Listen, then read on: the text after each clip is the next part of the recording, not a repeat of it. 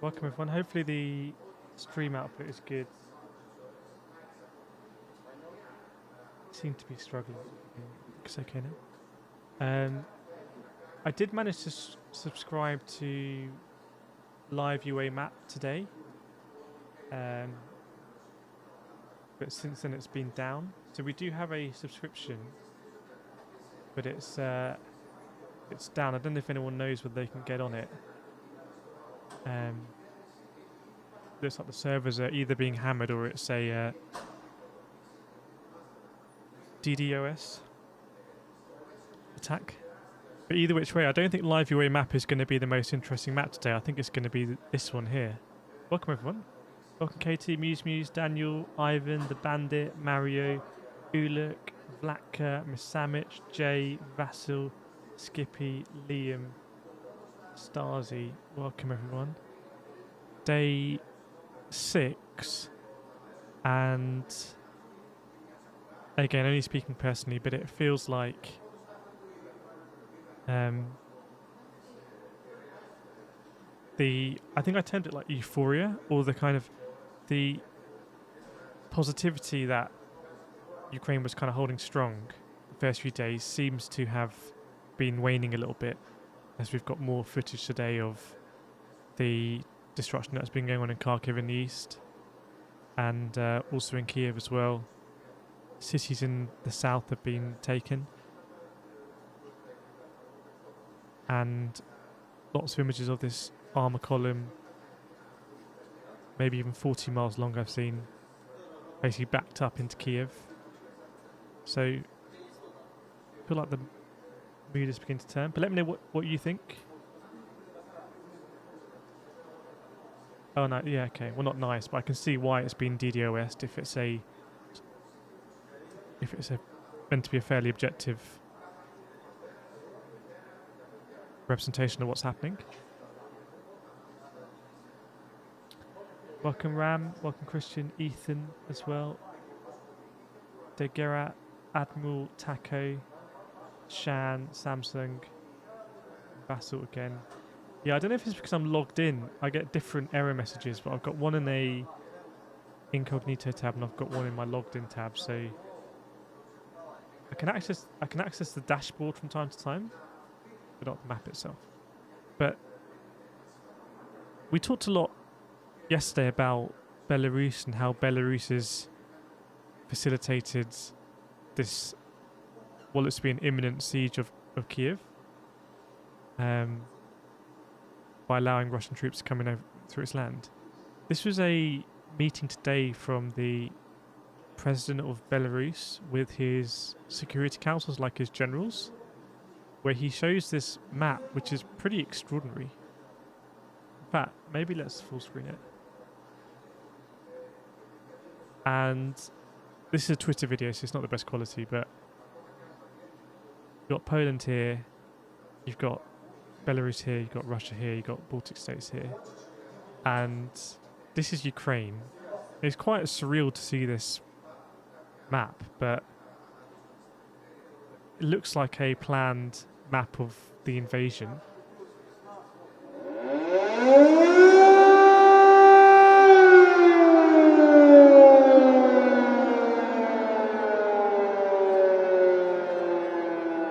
Sorry, my mixer is struggling, that's very loud.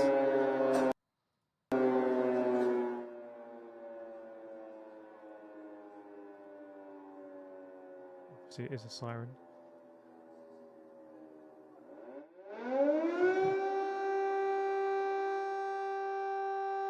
And there have been sirens going off pretty constantly.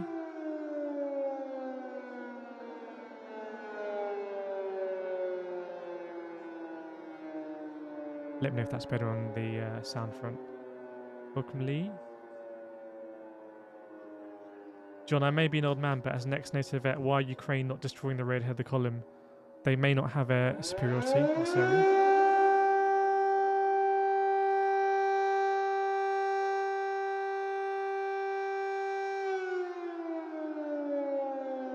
In terms of the camera, this is the Fox News feeds. Taiwanese feed isn't up at the moment.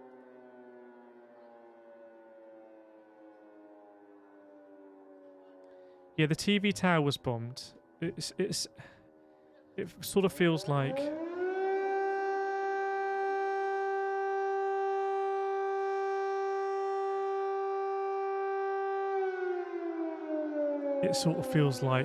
um, the initial part of the Russian invasion was to see if they would have that support from the civilian population, and therefore you can't go around destroying infrastructure, etc.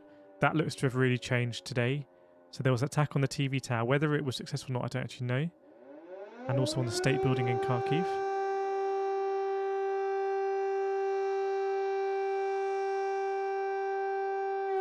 But I definitely feel as though the mood has changed.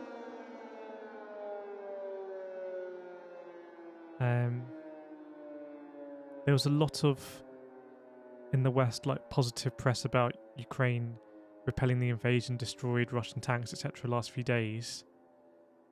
Nothing much the other way, and I don't know. They hit the tower's comm box, okay. Is the sound still too loud? There's about a 7-second delay on this stream. This is an air raid siren in Kyiv. I think this audio is from Kyiv. This is which stream is this? Live stream events.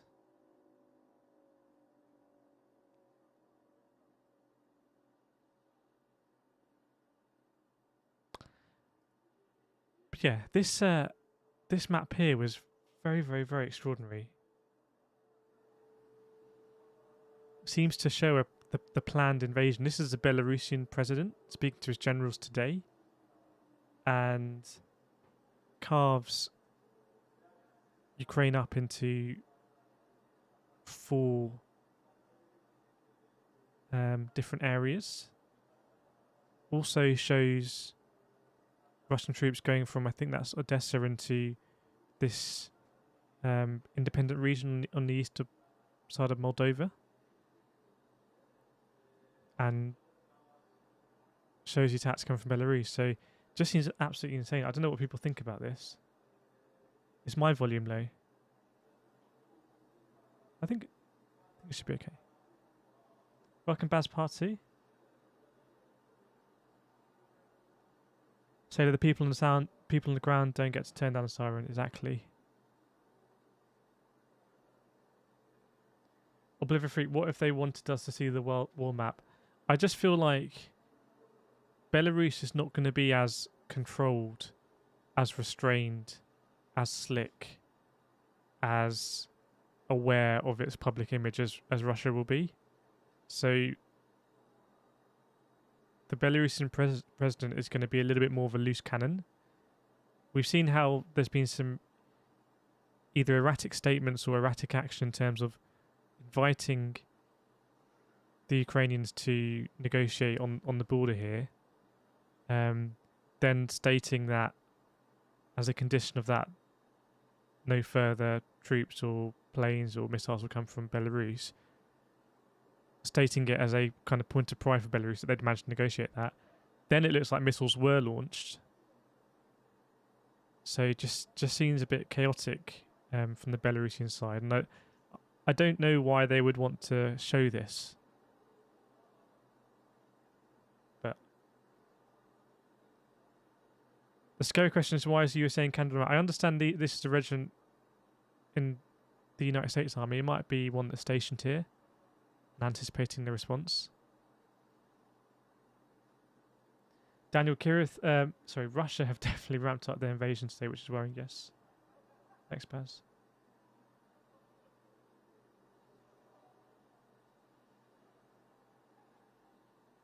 Admiral Taco, I saw this video of a theory that Russia might take the whole southern coast to cut off Ukraine from imports. I think that's almost certainly the case. Depending on which maps you look at, and obviously the territory I think will be heavily disputed, but Russia has essentially already cut off most of the Black Sea and the eastern side. But yeah, 4 regions here. I don't know if these correspond to the letters on the vehicles that we've seen. So V, O, etc. So you've got Donbass, southern region, northern Ukraine, including Kyiv, and then the west, on the border of Poland and Slovakia. Lord Nato, isn't it super dumb to show your plan? I just don't know whether this is a... I have this feeling, I don't know how to explain that, Belarus are kind of a slightly loose cannon. Russia clearly, at the moment, doesn't have a lot of friends in the international arena, and I was watching some very interesting discussion on Indian news today about whether India needs to get off the fence, because India is heavily reliant on Russian for its defense vehicles and planes. But if India wants to be a world superpower and play on that world stage, and perhaps does need to abstain. But so and even China as well, coming out with some statements saying that they regret what's going on. So two of Russia's loose allies, India and China, are in difficult position, whereas Belarus is a very strong ally of Russia here. And this footage just seems a bit mad. We also saw yesterday, when the negotiations was going on, there was a camera in the room live streaming that no one seemed to know about, which was just a bit weird. I think that was on the Belarusian defense YouTube channel. Could obviously try and read a lot into body language here. Moldova could provoke something very big. They doubt they have plans for them. Welcome, so I can't read the name. Let us know how things are viewed in Russia.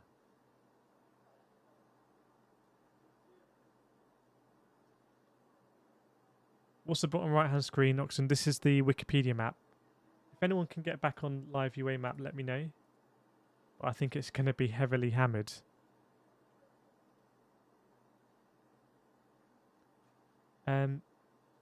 Daniel, going back to Belarus. Welcome, Callum. Going back to Belarus, the Belarusian president is a good friend of Putin.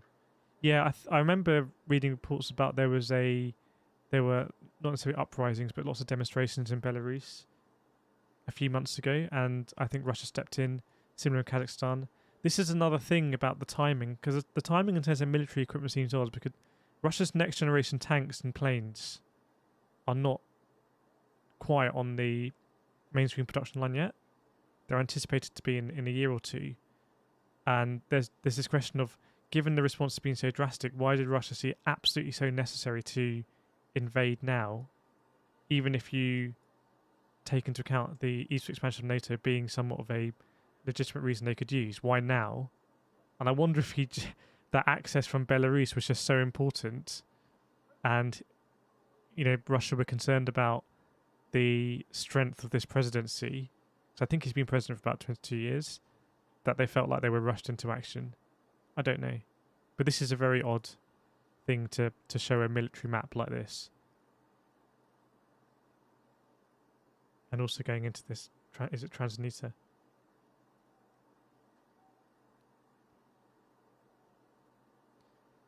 So that's very odd.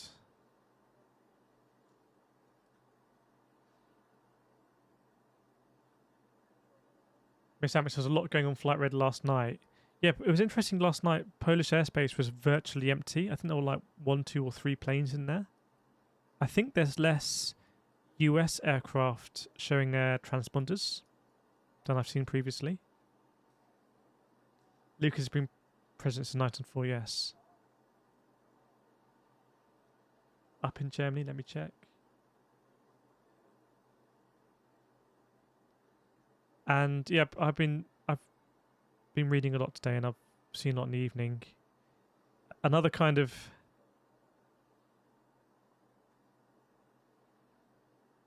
there's a big debate going on about whether the West really did provoke Russia with the expansion of NATO. And I think although in the West, in our context, we see NATO as very much a defensive pact, it seems as though countries that are not in Europe, for example, Asia, China, India, etc., the UAE abstained as well in in the Security Council vote, they see more eastward NATO expansion as a aggressive move. So I wonder if I'm culturally trapped in that. Will Russia invade a NATO country? Definitely no. Again, that's been something else I've seen that's discussed. NATO has basically established this border here and saying what's going on in Ukraine is to some degree is acceptable, or it hasn't reached a threshold where NATO deems that it should be putting boots in the ground or planes in the air. We've seen very firm statements today from, I think, Bulgaria, Poland, the United States, that there'll be no enforced no-fly zone because of the risk of escalating things into greater conflict. I do still think there was a window to do that before the invasion, although that would have been seen as very provocative. So there's this first question of, if you're not in NATO but you share the same values, are you to some extent expendable? And that might be a very harsh truth that's appearing from NATO. The other question is that, depending on how this invasion goes, and Russia already has a border with Poland here, but if Russia effectively has a much bigger border with, say, Poland, and there are tensions, refugees going across the border, etc., and there's some, Polish casualties on the Polish side of the border, to what extent does NATO really have the appetite to react militarily? Because at the moment, that's the one thing that NATO hasn't shown, is any appetite to react itself militarily. But we know why, because of collective defense. Dave, is this Putin's war or the Russians? I'd say it's very hard for me to tell. I'd be interested to know what the general Russian population consensus is. Obviously, Russia is a huge nation, soldiers coming in from all over. It might feel very remote if you're in Eastern Russia. Russia's more populous than the West, though.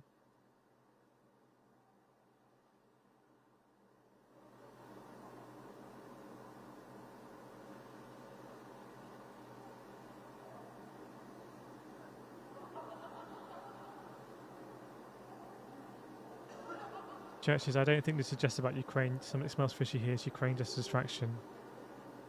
I had to explain a bit more what you think about that. Welcome, Adam.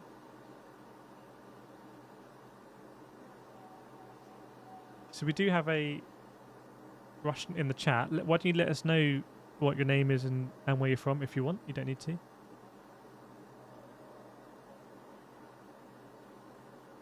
A lot of the questions we were speaking about on the first stream we did on day one of the war feels like they've really become very, very, very relevant. Like NATO collective defense, now mutually assured destruction, the United Nations Security Council. All of these questions are becoming more and more and more relevant. What is Putin's actual rationale for invading? Where does it stop? What are the true objectives?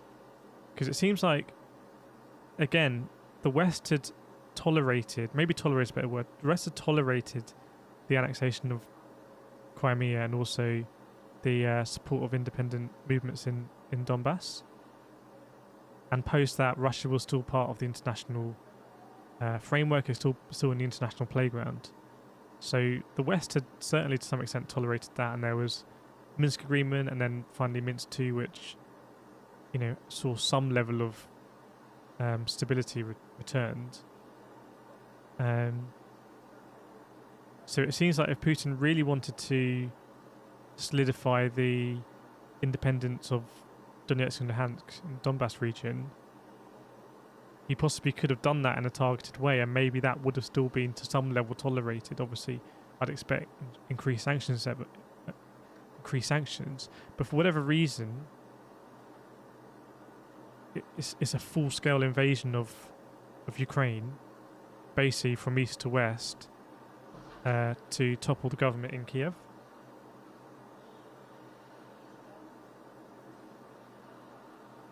Can you slow down and give me direct, quick, clear questions?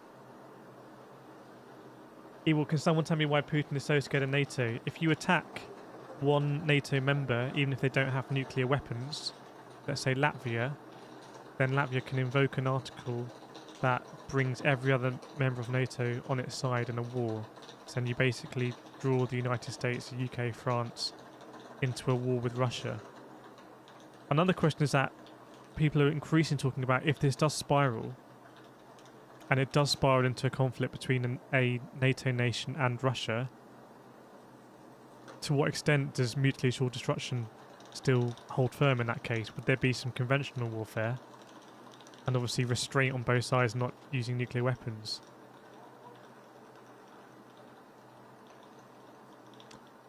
Hoggy, West encroaching Russia.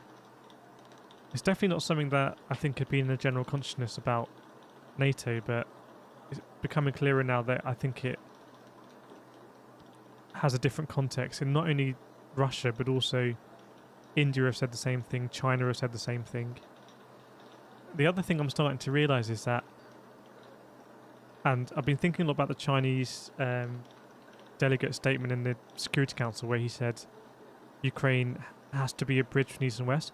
I just wondered to what extent Ukraine and Belarus kind of just are intrinsically buffer states. They are intrinsically buffer states between the West and the East. And perhaps in the West we'd overlooked that. We thought with the fall of the Soviet Union and Starbucks and McDonald's in Moscow that those differences were behind us. Maybe Ukraine and Belarus just are intrinsically buffer states because there's different spheres of influence on either side. I don't know. And therefore, Ukraine sometimes has had Russian leading governments, then there's been revolutions, there's been Western leading governments. At the moment, it's a Western leading government. The last time that happened after the Euromaidan revolutions, Russia responded by annexing Crimea and supporting the Eastern independence movements. Now it's going a lot further.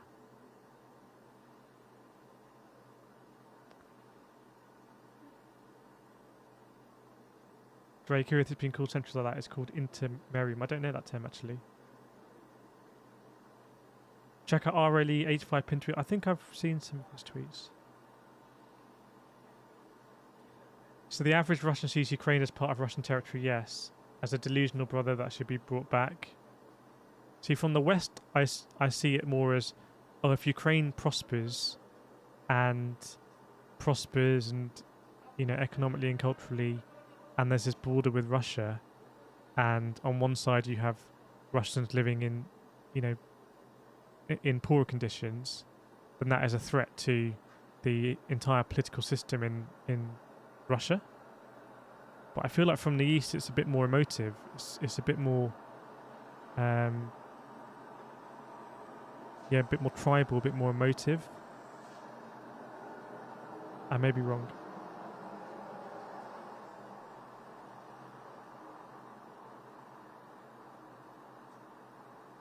Scott, it's always been about the missiles. Well, there's missiles in Poland. And Russia does have territory here, Kaliningrad. Obviously, Ukraine gave back its weapons in exchange for being protected, essentially. Welcome, Jolanda. Welcome, Ray.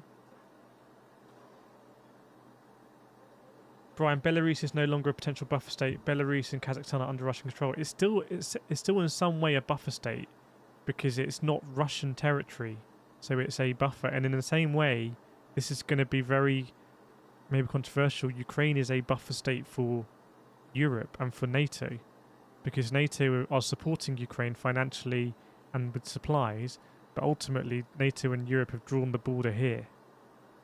They've drawn the border here, so Ukraine buffers Russian side and Europe. Welcome, Lottie, to KRT Corporal. Hope you're well. Welcome, Clux. New generation is delusional. Miss Sandwich doesn't believe this guy in chat. Fortunately, you can't. This is where you can't really believe anything.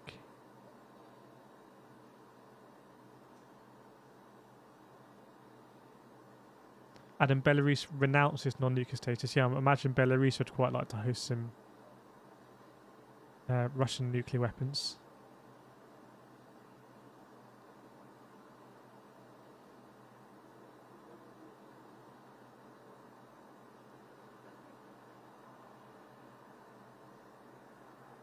Dave, so this is purely about reinstalling the old world boundaries and not about the conquest of Europe.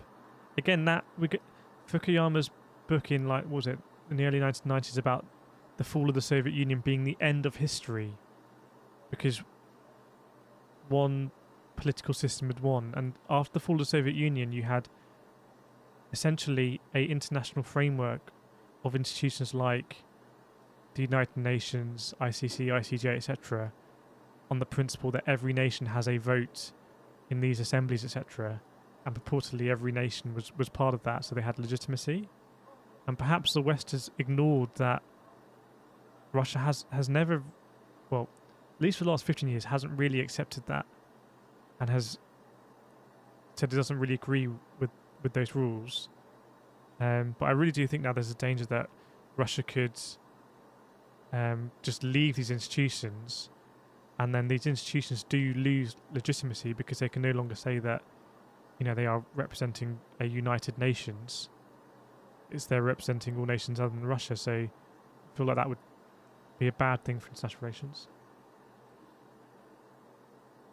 Daniel, NATO, the EU and EC don't want a world war, but if Putin goes to Estonia, Latvia, Article 5 will have to be invoked. There is another question about, you know, there are kind of, I don't know what the word is, but they're kind of thresholds. Russia annexing Crimea didn't cross a certain threshold for Russia to be severely sanctioned, and, you know, to the extent it is now. Russia invading like it is now, besieging Kyiv, has hit a threshold for economic sanctions and supplies from the West, but it hasn't hit a threshold to justify military intervention. There was a press conference the UK Prime Minister was giving in Poland today, and a Ukrainian journalist said, why won't you provide military support? You want to avoid World War III, but World War III has already started. That's debatable, but essentially the main point is that NATO and Europe don't see a threshold as having been reached to escalate things to the next level. But then what happens if let's say, for example, Russia does start destabilizing Estonia in a kind of a further move west? Does that hit the threshold? Like, where is the ultimate threshold for Article 5 to be invoked against Russia? What is the threshold? And if there is a threshold and Putin thinks he knows that threshold, will he just keep pushing up against that? I don't know. Because on the one hand, the sanctions are very severe economically. On the other hand, China might view this as a opportunity to, you know, solidify its relationship with Russia. India as well has kind of got a very big decision to make about whether it stops abstaining and goes one way or the other. That's my views.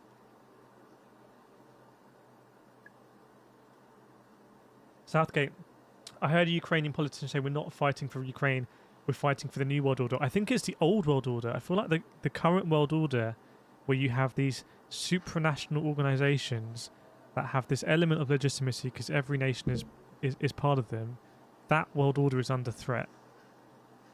And we've only really lived in that age since 1945, I would say.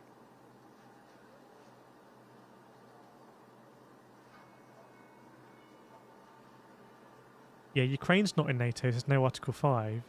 So this, you know, but again, what I'm saying is if Russia destabilized or whatever, that'd be very difficult. But let's say just invaded Estonia, for example, would NATO actually recognise an Article 5 invocation, or would Estonia not be enough to kick things off? Because if you think, if an Article 5 invocation against Russia basically is the sign-off on World War III,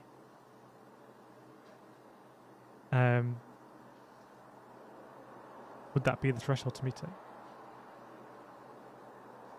Dave, Russia is forcing Ukraine to rejoin the USSR. That is against their will. This is the old world order. Yeah, I think maybe I'm getting stuck in my terminology.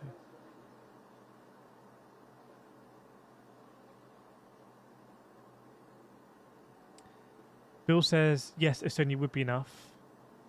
Miss Samish, you can't really say what's true because Putin lies to his people all the time for his own rhetoric. Welcome, Alex D.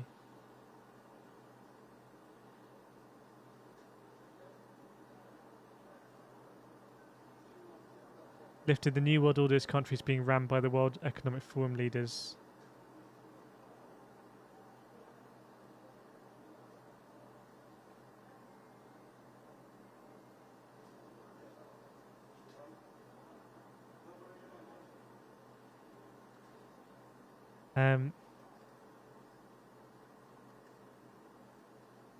It's a difficult one. Things are moving so quickly, and geopolitically, there's so many different things can happen. I think everything is up in the air, really.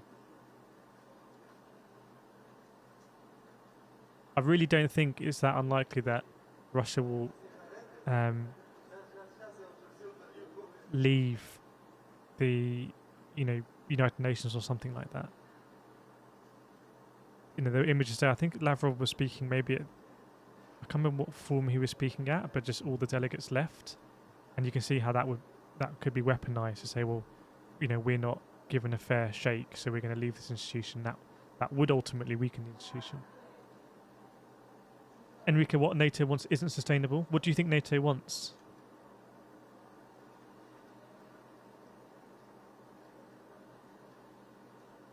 Yeah, if you want to do your own stream, Russian man, you can do that. It's a free platform.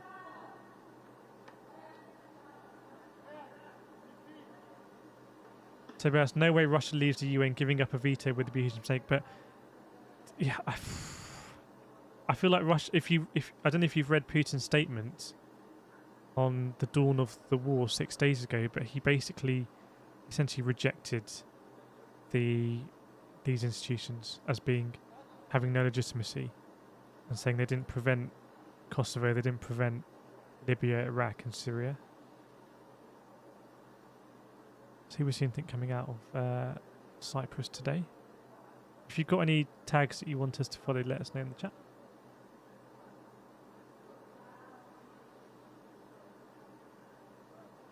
Zoo, what do you think the Central Asian countries are thinking about this conflict? A lot of these Central Asian countries are really within a sphere of influence of Russia and China. China has invested lots of money in a lot of these Central Asian countries, and something that is termed the Silk Road, what some people view as neocolonialism, but yeah, exerting soft power influence, I think definitely.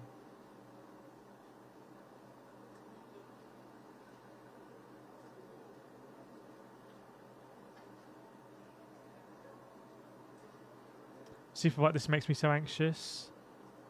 In a way, it's weird, right? Because I feel like a few days ago, it was so shocking, specifically what's happened in Ukraine. It still is so shocking, but it's starting to feel like there are bigger ramifications as well, and it feels wrong to say it, but it's what's next as well. What's next? If they keep applying the veto to bias, then I'm pretty sure the United Nations will do something about it. I think they could possibly be ejected from that. There's question marks about whether relevant paperwork was actually signed for the Russian Federation to assume the Soviet Union's permanent seat. The use of the veto has always been controversial in the Security Council. Okay, to current state of mind for Putin, heard he was becoming increasingly frustrated. Are we concerned this could escalate things? He seems hard to predict. He seems to have unpredictable allies. He seems to be cornered. And it seems to be...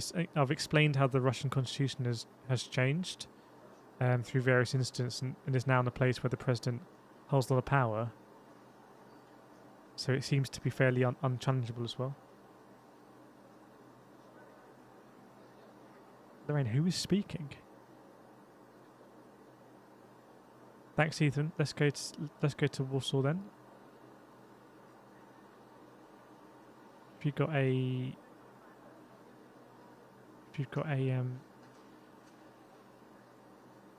tag, then let me know. Jedi, Putin just sees the sanctions as blackmail and would just dig his heels in. It's very easily weaponized, and I'm actually pretty sure that the sanctions will in the short term strengthen the resolve of the Russian people, or it will turn Russian people against the West. I don't know if anyone disagrees with that. In fact, let's throw that up as a poll, maybe. Don't think we did one poll for Jazz, didn't we?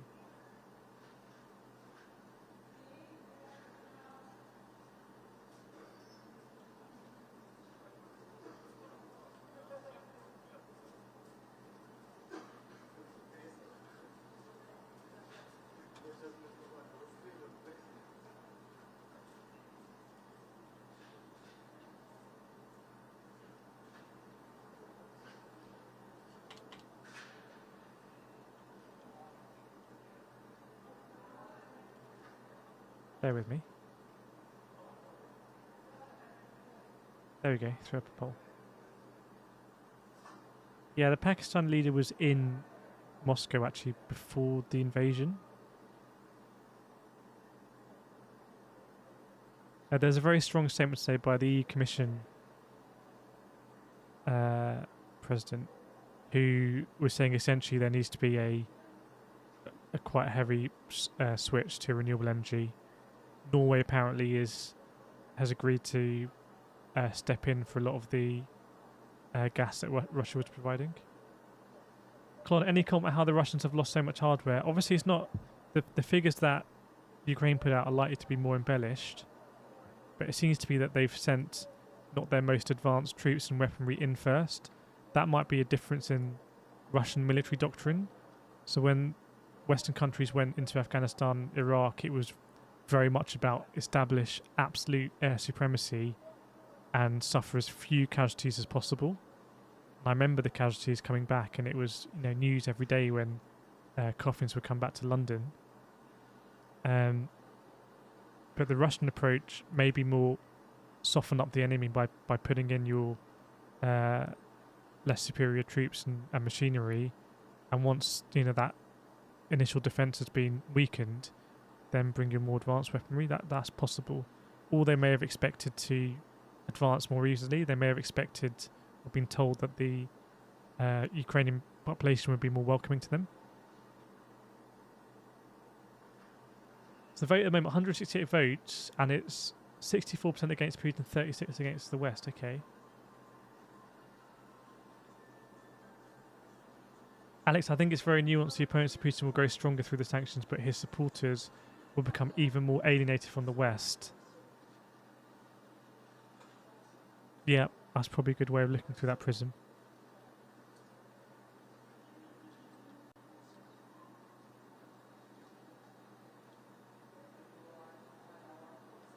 Novax, download RT app. The fact there's a few flags there for me.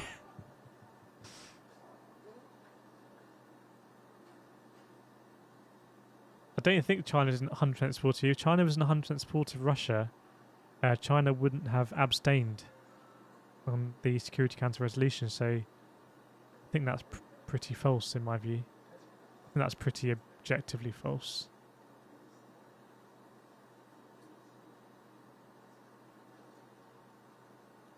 Mercury, people need to stop acting like the Ukrainian government is innocent in the situation. Tobias, I still think Putin did heavily underestimate how much the Western civils would care. Matt, a lot of people in Russia still think this will blow over like Crimea. It depends what is visible in Russia. I know there's more TV stations being taken offline, more websites banned. The difference between Russia and, say, a population like, let's say Kazakhstan, is that Russia already has this taste of democracy. There is a purported democratic system in place. The original constitution putting in place a two-tier legislature and a president and a prime minister and a federal council. So there's already elements of democracy there. It just seems to be a relatively authoritarian democracy, but the seeds are there if that's important.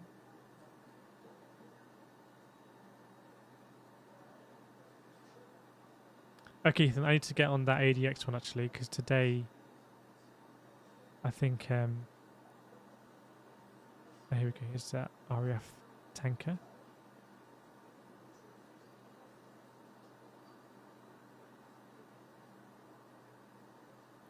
Actually, it's wrong to attack Russia's people. It's not their fault. Their leader is crazy. That should not be allowed. NATO, step in or step away. You're only adding to the fire. No plan of jumping in. Are you aware of NATO Article 5? See, Chinese mainstream media slowly more critical of Russia, probably on the back of the Japanese comments regarding a potential joining of a nuclear armed coalition. Yeah, there's lots of geopolitical movement. So exactly what Japan's been saying will concern China. You know, India is a very interesting position because it's sort of in the middle.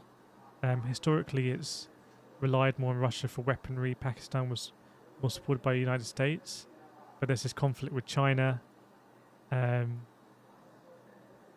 there's some potential big geopolitical shuffling that could take place in this very large part of the world that we probably don't think about all the time.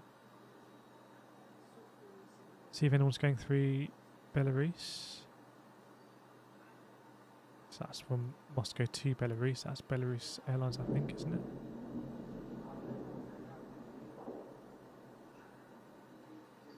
Axe, regarding the sanctions and who Russian population will blame for them, that depends on the amount of proper information on the situation.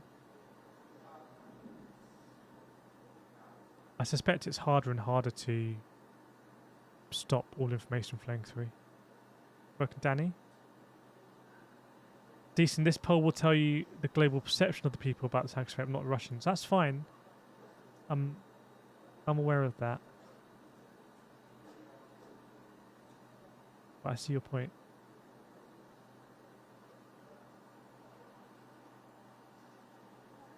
Chris, what kind of massive explosion happening in Kharkiv right now? Obviously, the situation is Russia has gone to another level, trying to strike the TV tower in Kyiv, and also obliterating pretty much the state building in Kharkiv, which is, you know, is another level, something they weren't doing before, destroying the infrastructure.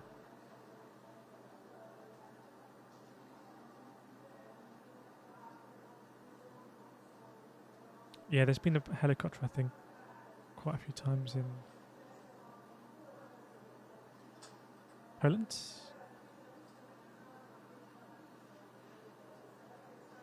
Gabriel Putin is not crazy. He's a superior strategist to either Boris or Biden. The West is out of its depth today because the public have neglected real politics strategy while the leaders lost confidence.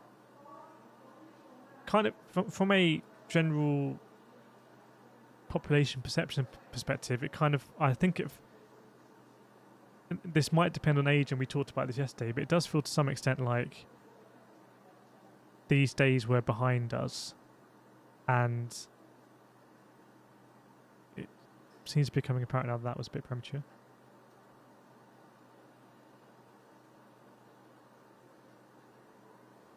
Minimus, China is absolutely in support of Russia. Every move they make is against the West, even if it doesn't seem that way to Western minds. I think China is still pretty dependent on exports to the West, so China's got an interesting role to play.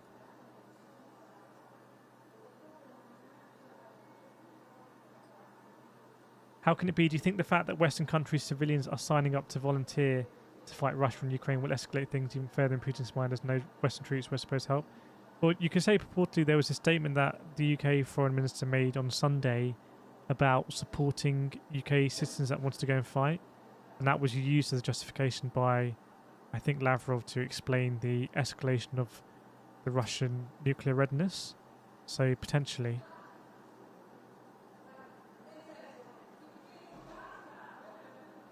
You're not sure what this Hercules is doing here. potentially aid or something. I don't know.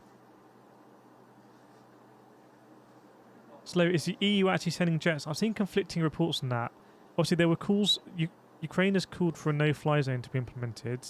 I think that's pretty much impossible to do now.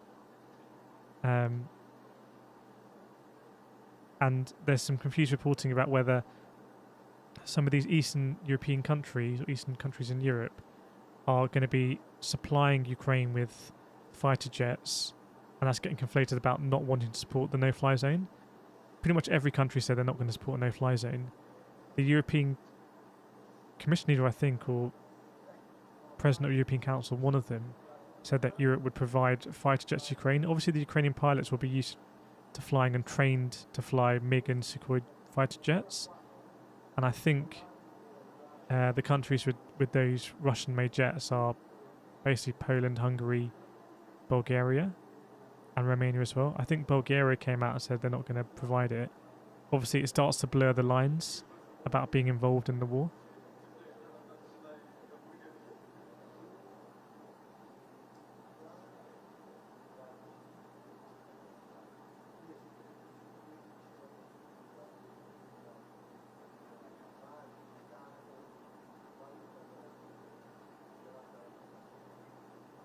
Welcome, everyone.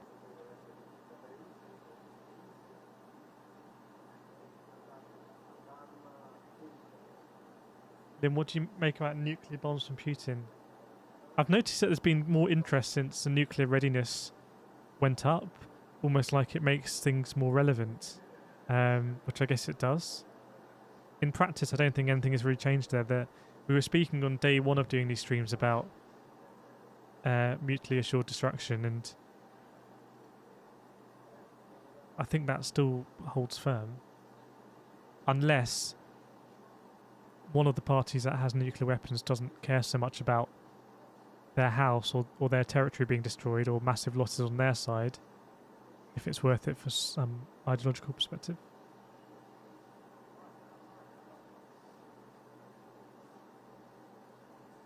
Well, the Ukrainian pilots won't be able to fly Western jets. And I suspect the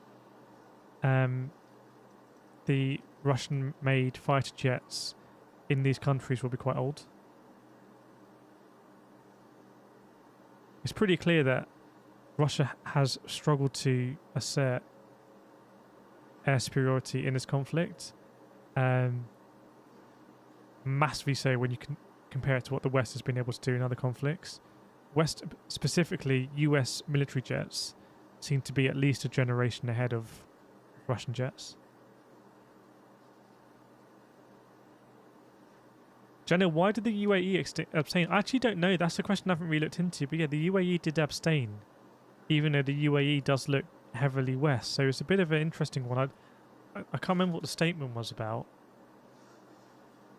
The United Nations can work in weird ways sometimes, but I haven't seen that report or anything. I kind of need to look into that.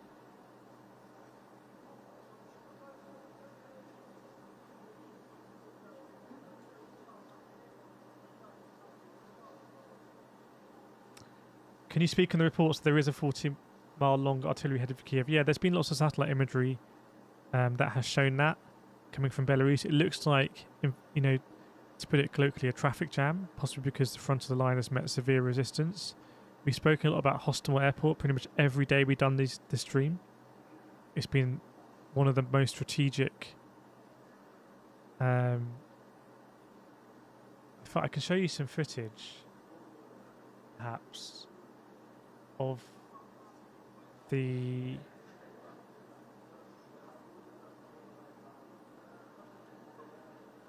bear with me.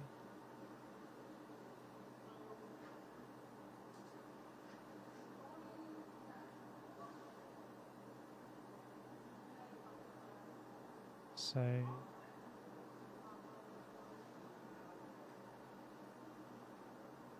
let me just try and find this.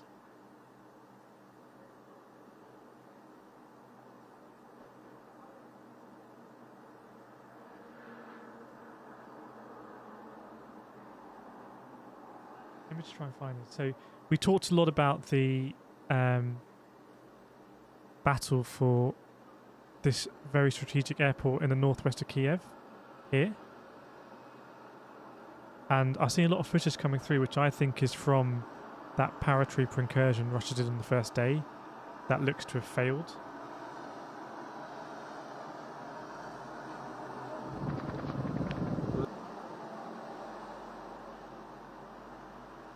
So I believe that this is those helicopters coming in off the river. I may be wrong, but I think these are those helicopters coming in off the river, deploying chaff or flares to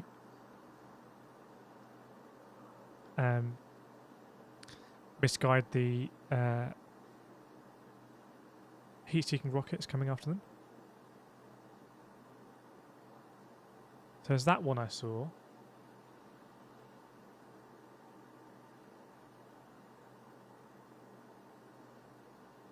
And then there's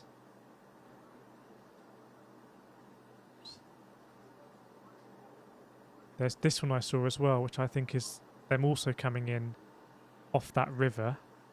And you can see just how many helicopters there are dropping those flares.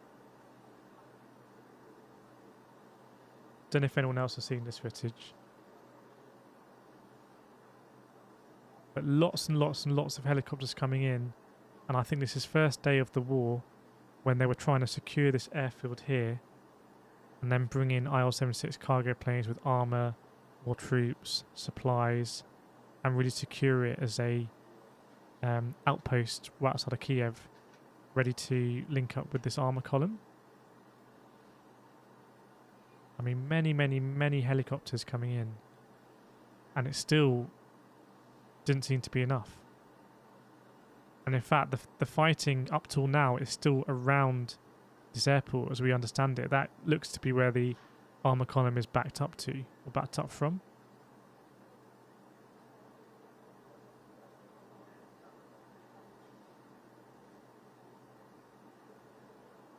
Zach, I saw those videos and agreeing with your thoughts. That's just my views. I've seen a lot of comments of a lot of videos of these helicopters coming in off the river, and I really suspect that is what happened. And when you think about it, it's incredible that they were repelled. We saw CNN footage on the day when they had a reporter down there. But really, it's incredible. And it seems like perhaps Russia just miscalculated, or the Ukrainians had really good intel and they were able to repel it. I'm sure there would have been, unfortunately, lots of casualties there. And again, that was made possible by Belarusian access.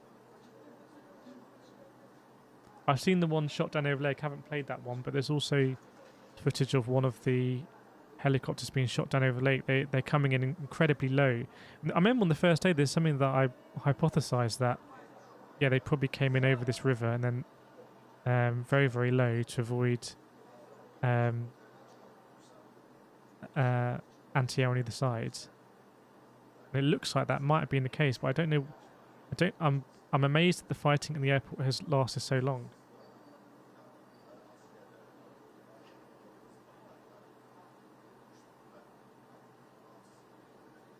So how about against both sides? Sorry, I don't know what the context is to that.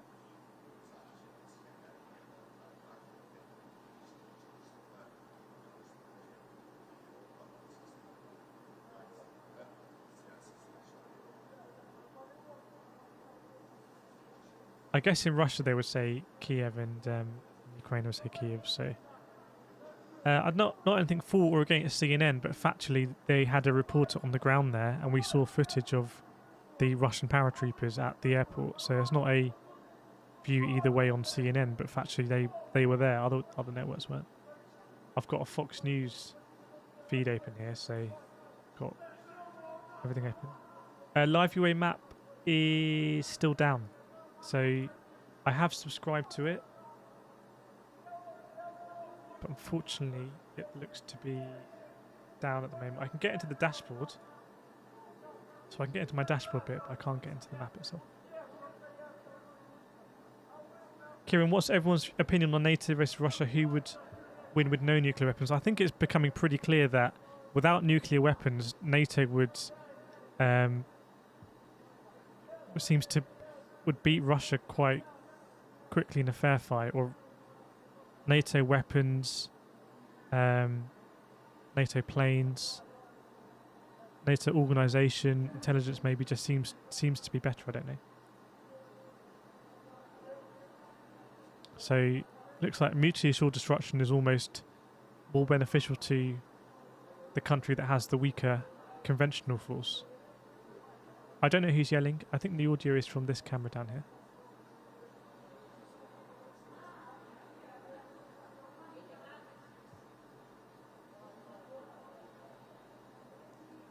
Mods are out in force.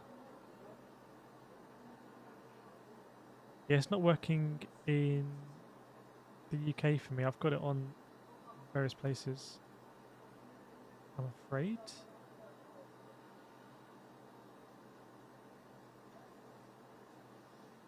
Getting error 520.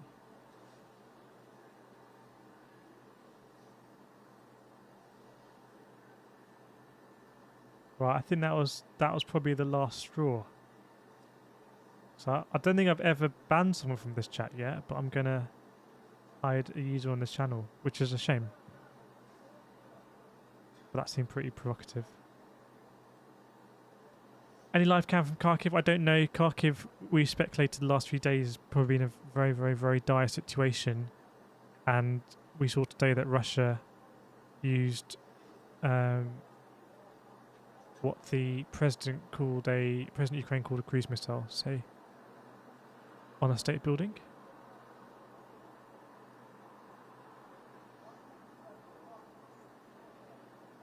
Do you know, I don't know why the UAE abstained. I can't remember what their statement said.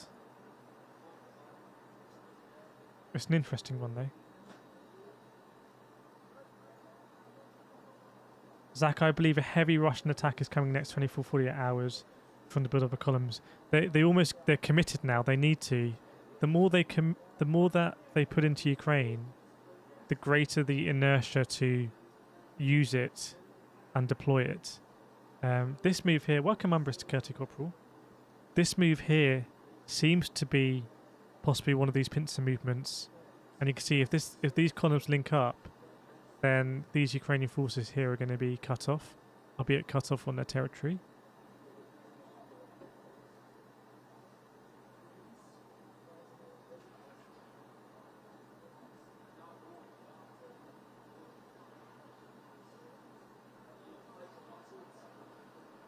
Man said Russia will attack heavy in the coming days. I think so. The only hope, I think, is that the diplomatic negotiations go well enough for there to be a ceasefire. But I do feel like there was a general emotion last few days I was perceiving of lots of positivity about Ukraine's position, and it's very early days in the war, and I think that will change if and when this map becomes more red.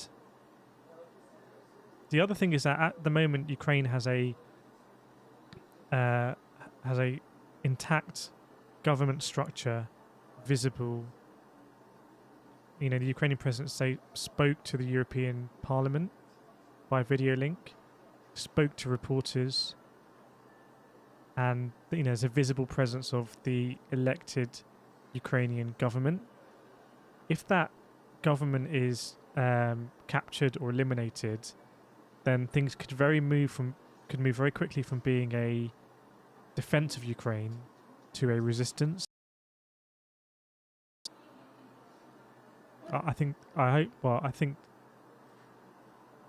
know, obviously that'd be tragic, but that would be a very big change in how the war is going. Welcome, Fiona and Simon.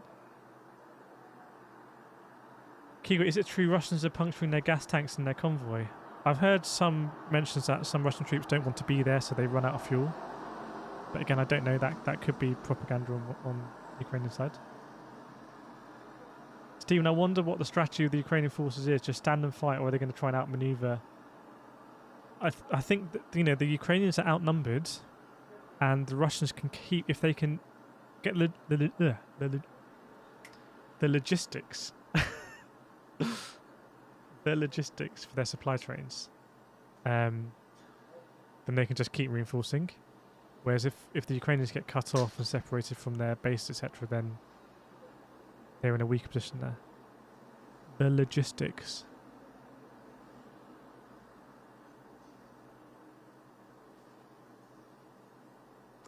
Have I looked at MapHub? No, I haven't. I looked at a few others today.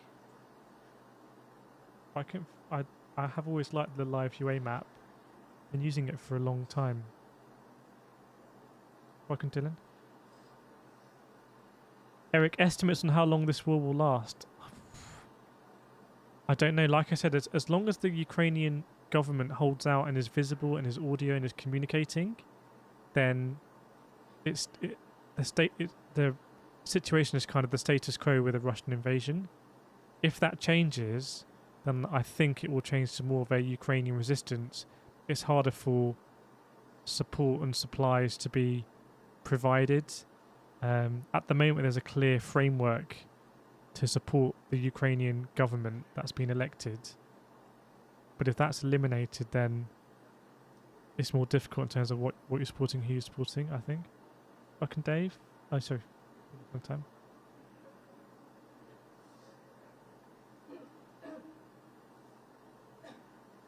The Enrique Speed, I think Ukraine would have to stage a breakout to get at the convoy. The convoy, I'm sure there are convoys all over, by the way. Probably just this one getting the most attention, or it might be because it's basically going to get backed up almost to Belarus. If there's such a strong defence here, you'd imagine that there's fighter pilots who would love to have a run at that, so you'd think that Russia have got anti-air on that column. Or it's BBC reports that FIA has ruled that Russian drivers can continue to compete in global events, though not under the Russian flag.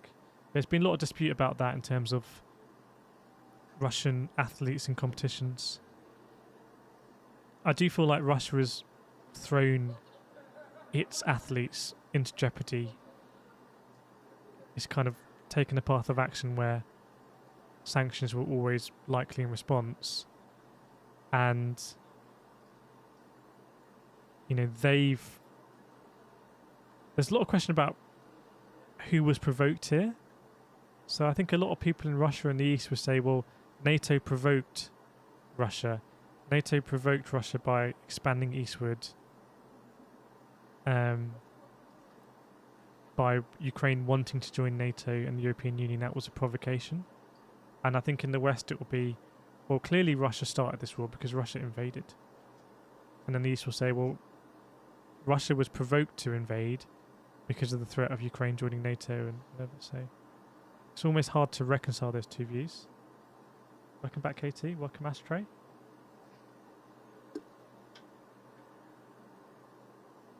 Jedi noobs talk about strategy, experts talk about logistics. I have heard that somewhere.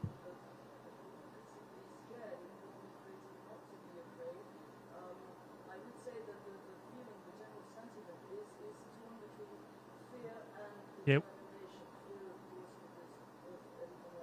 Sounds like a reporter we can hear in the background. Let me see if Taiwanese news is back up, because they've had good feed now. They've stopped. Let me see Japanese TV as well.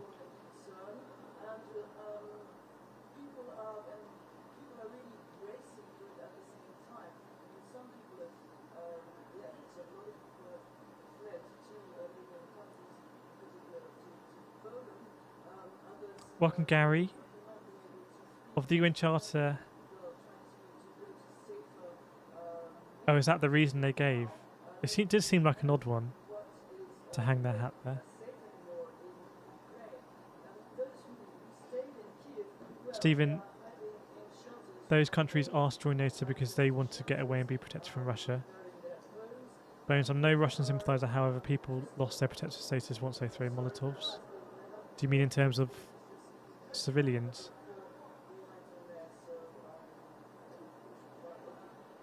Gabriel, Russia is an artillery-centred force. Their main attack has not even really begun, except in Kharkiv, where we've only seen limited artillery. The thing is,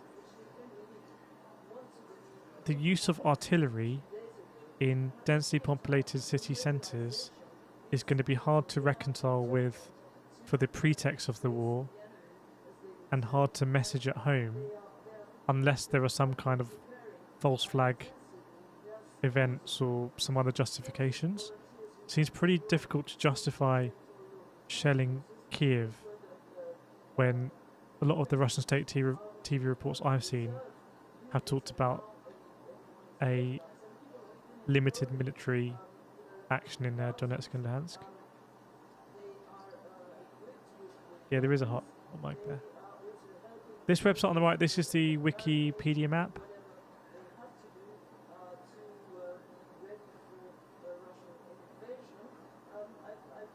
Keep trying to get into live UA map.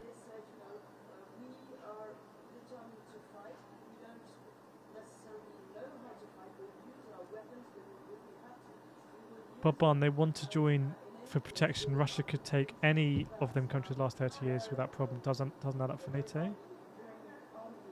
Janil, if there is ceasefire, do you think Russia will give Ukraine territory back? It's one of those things we talked about a few nights ago, how this could be de-escalated.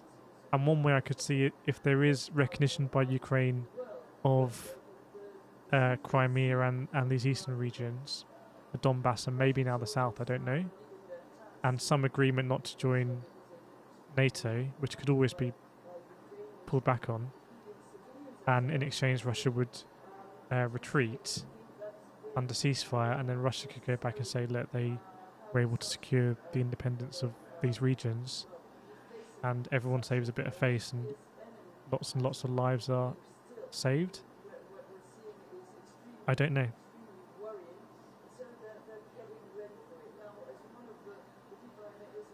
Brian, that's what's so worrying. Where can the war go? It feels like things are spiralling. I don't know whether it's becoming... I don't know whether in anyone's mind watching... Again, 800 people watching. Let me know. We're on day 6 now. As the war has gone on, are you becoming more desensitized to the situation? Or are you becoming more emotional or more upset or whatever about it? Because I wonder if people are getting desensitized. It's becoming more like the norm of there's a war in Ukraine, or if it's more upsetting that it's continuing.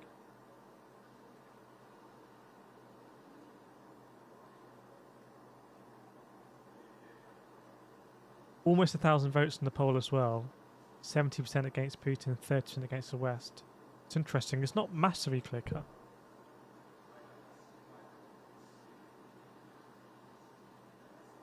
Stevie Moore, there is a question Russia should ask itself. Why do countries from the old pack not want to rejoin Russia for protection? Again, if it's Russia's view that there's been interference from the West, Western ideals have infiltrated Ukraine, then you can see why they would use it as a pretext.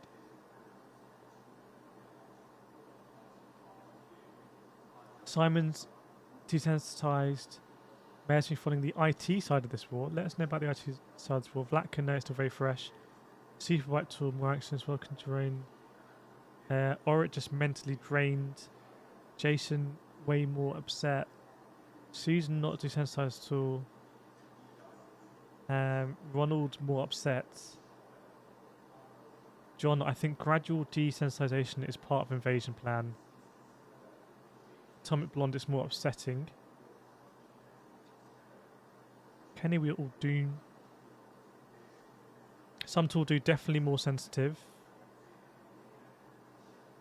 Bone says desensitized. I guess saying not desensitized actually.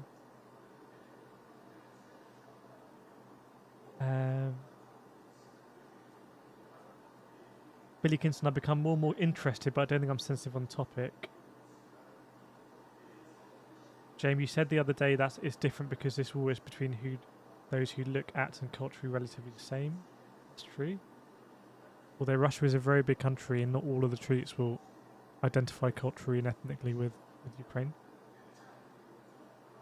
Mark Williams, we probably play too many computer games who already desensitized the war, possibly. To some extent. I don't know. Sam Missive, I'm still very empathetic with Ukraine. Francesca, I'm feeling terrible these days, thinking about all those young boys just sent to kill and die. Brian, I'm more worried, waiting on Russia to hit hard. Zach Brown, I'm desensitized but also extremely emotional. Both thoughts are justified, but none Nevertheless, Ukraine was a free and justified and welcome country by right and knowledge. Gary Laster in the USA, the public is starting to inquire about Harding March in support of the Ukraine. I think there was a big rally in Germany on the weekend.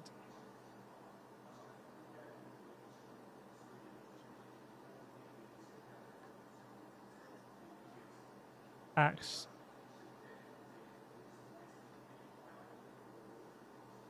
I think for me it's more that I've been keeping informed and it makes me feel more confident that I'm not going to get thrown into war next week. Okay. Not to sensitize that, I'm still terrified. Jane, for many of us, this is the first war that's being live streamed. That's true. Mario's upset since the first day of invasion. Susan's more concerned. Land deals is desensitized on nukes. Okay. Matsby's quite tense actually with all the nuke talk. I think that would have been a very strategic ploy for Russia to do. Ironically, I think it makes people who were previously not as perhaps interested or caught up feel more caught up because of the threat of nuclear weapons at home.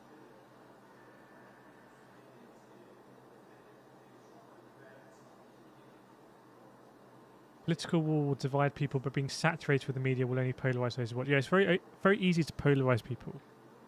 There's there's so many things that people can disagree about. It's very, very easy to drive a wedge between people, I think.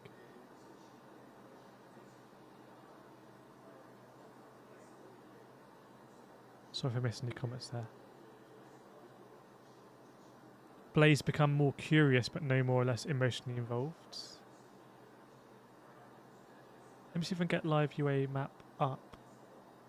It's definitely not going to the error pages quickly now.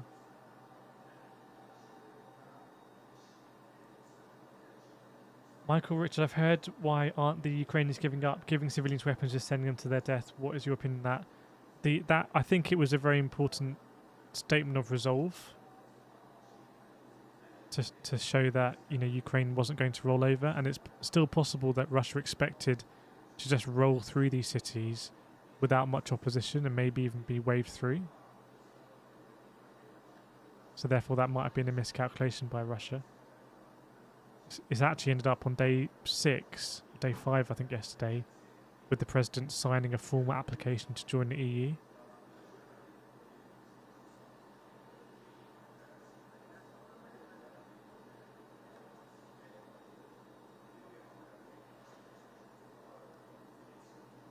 Jolanda, after 6 days I've come to the point that I do not know who and what is still real in this as to what we see in the media.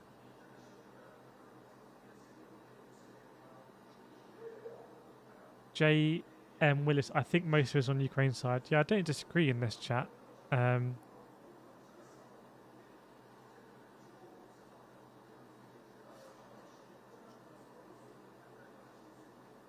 AK, no winners in war. That's true. AK, more sensitized, have family in Ukraine. Also, am active in singing, so I'm too invested. Listening in on Russian units all day is draining.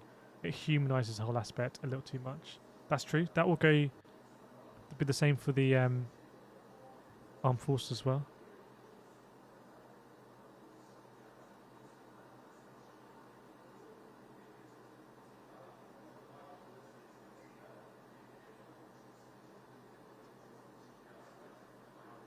Mark D, it's difficult to know what is true and what is not. Russia is the master of propaganda, but I would not always believe what comes out of Ukraine, even though I'd like to.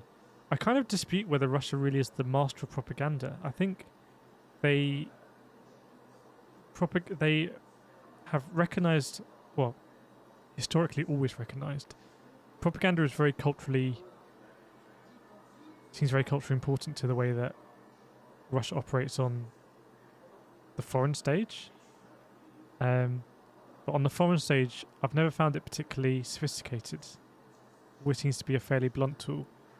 And it may be that, and propaganda definitely goes both ways, and all the information in this war is incredibly valuable, not just to galvanize the resolve of Ukrainian citizens who are under siege, but also affect the mindset of the Russian population terms of potentially applying pressure to the government. But after saying the first 5 days, I think, the information that we were able to see, wherever we are, seemed to be much more beneficial to Ukraine. Stuff like Ghost of Kyiv, lots of images, videos of Russian equipment being destroyed, Ukrainian successes. So it seems like Russia really hadn't... There was an information war there. Russia didn't seem to be winning it. But it's not important what happens on day 1 to 5.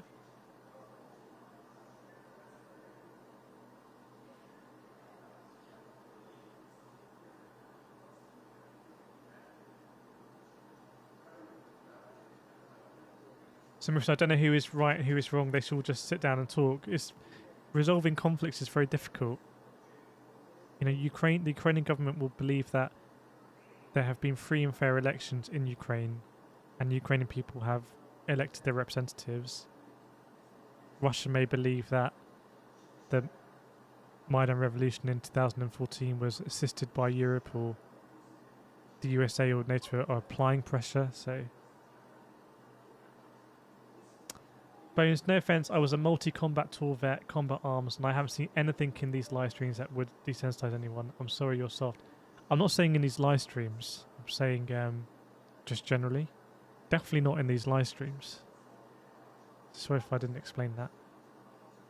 But let us know if you got any insight as a multi-combat tour veteran in terms of how Russia have conducted this invasion. Katie, is propaganda always bad though? Don't think I've ever heard that be asked. It depends whether... It's a really interesting question, because by saying, is propaganda always bad, that statement recognises that propaganda exists, i.e. there are manipulations of factual events. So it depends whether you value kind of knowing objectively about those factual events. I would say that's a very interesting question that I haven't heard before.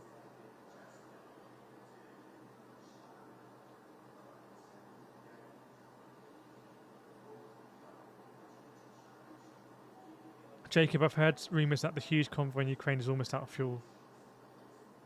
I don't know, it's so close to Belarus that you think it'd be easily supplied. Again, the figures coming out of Ukraine, I think today is like almost 6,000 Russian troops killed or wounded, is unbelievable figures for any modern conflict. Certainly a magnitude higher, much higher than the Western coalition have seen in Afghanistan and Iraq in the initial offensives. But you'd expect that to be inflated a little bit.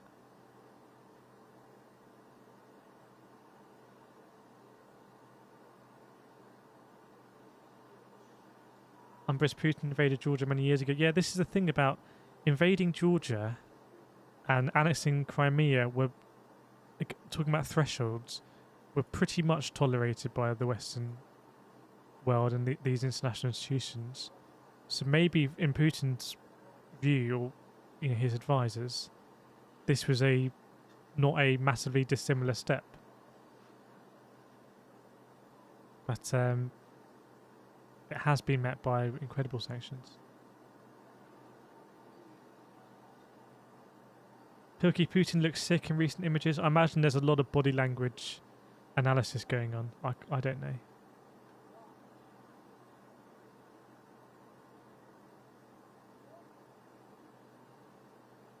Blind Kane, finding most all media is propaganda. I honestly don't know about that. I feel like a lot of media has a context of where it is from and where it is broadcasting to. But I do feel like, it's almost like saying doctors are biased or teachers are biased. It feels like reporters... There are a lot of reporters out there that seem to value being objective and finding and reporting on that objective truth.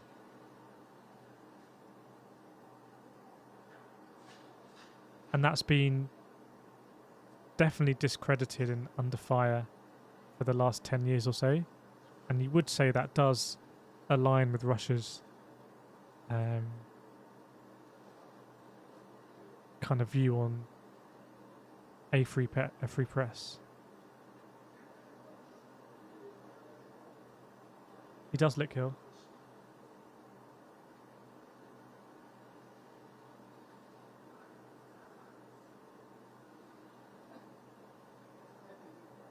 Self-paid, yeah, every country lies. USA, Russia and China are really good at it.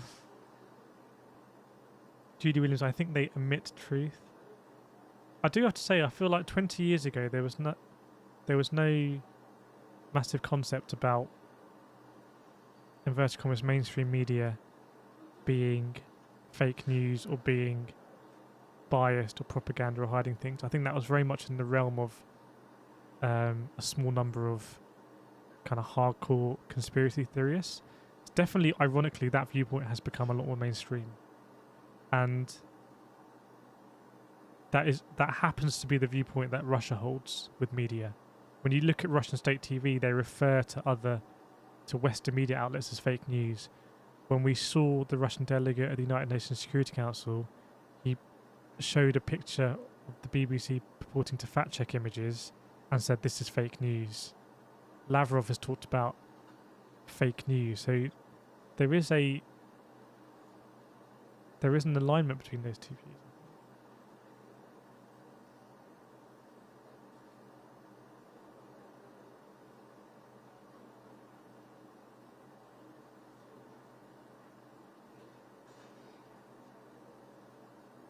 Nicholas, as an American, I've enjoyed listening to news from different news sources and comparing to the USA. Kigo, I'm sure the media is doctoring photos of Putin.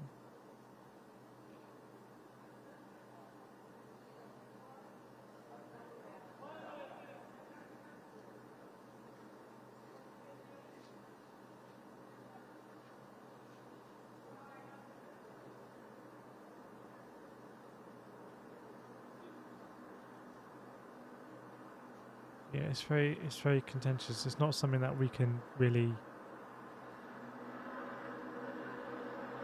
talk about. This room is too divisive. You got to remember, it's so easy to divide people. It's incredibly easy to divide people. You know, I can tell you what my favorite color is, and it won't be the same as most people's favorite color. I can tell you what my favorite type of music is, and it won't be the same as most people's favorite music. So I can give you 5 things that I like, just that are inoffensive, the things that I like, and of those 5 things, you know, multiple ones of those anyone watching will disagree with. So it's very easy to find differences in people and drive that wedge. And I do find it a little bit sad when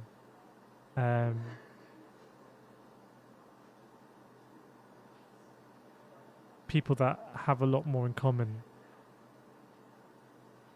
fight about things that are relatively small differences between them.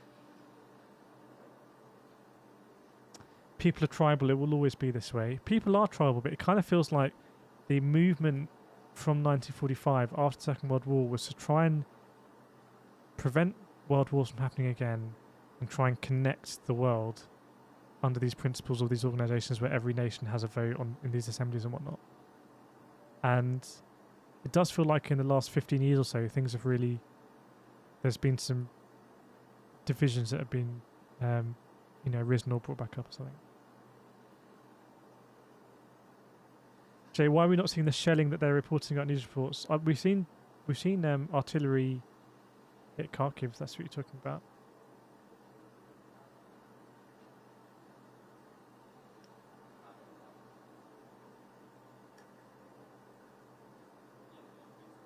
Just checking the updates.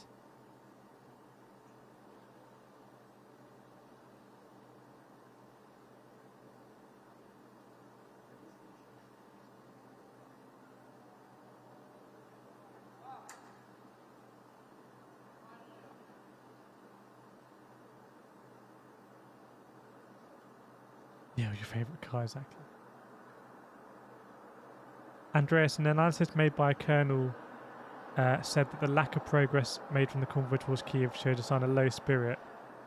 Perhaps, I think it's early to say. There's no traditionally, or you would, under previous inverted commas rules of optics, you would expect Russia to try to conduct this as quickly, as cleanly, and as efficiently as possible, and achieve their objectives, and not make it drawn out.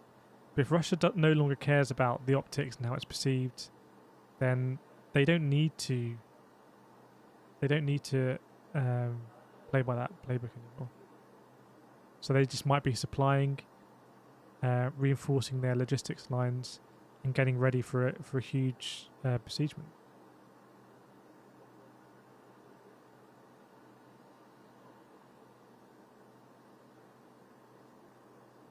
Driller, how much loss did the coalition sustain those 3 weeks? Are you talking about Iraq? I think it would have been 3 figures. I don't think it would have been 4 figures. But someone else will be able to confirm. The Bandit, do you think those helicopters in the north will advance on Sumy soon? Which helicopters are those? I mean, Sumy is going to be pretty much encircled very quickly, you would think.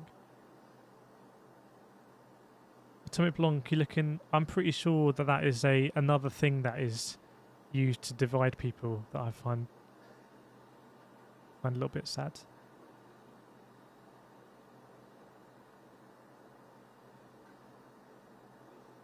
Mark says no hurry. Yeah, low hundreds. But I think that represents a different way of approaching warfare. Very much establish air superiority, advance with as minimal casualties as possible. Whereas here, it possibly is, don't worry about air superiority, just proceed, and you can inflict the casualties because there's a big army coming up behind it.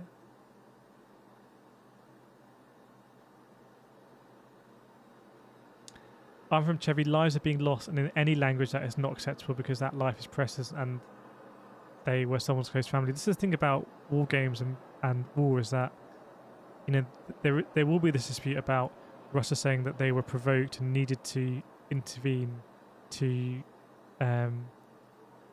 stabilize the Donbass region of Ukraine. Ukraine will say that it was a completely unprovoked invasion. So both sides will say that the others at fault for starting it, but ultimately you are right. The reality is that thousands and thousands and thousands of people are going to die, not just young men soldiers, but also female soldiers, women and children. There are some horrific footage coming out today. Like, definitely, I do think that now the Russian approach has changed to being more destructive and indiscriminate. If you are sensitive, then I would be careful about what you click on the internet, because there are some pretty horrific videos and images, particularly in Kyiv and Kharkiv, that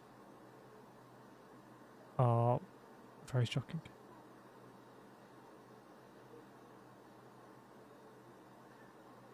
Driller, it's ignorant to put poorly equipped troops in first. Better troops in gear means quicker war, less casualties on both sides. That feels like a kind of Western approach. The Russian approach may have been different. These will be pretty cheap resources. Some of them might have come from eastern provinces of Russia. Not really know what the importance of this conflict is, or whether there was going to be a massive conflict. And ultimately, they're being kind of pushed forward, and maybe distracting Ukrainian troops or taking up resources from Ukrainian troops, I don't know.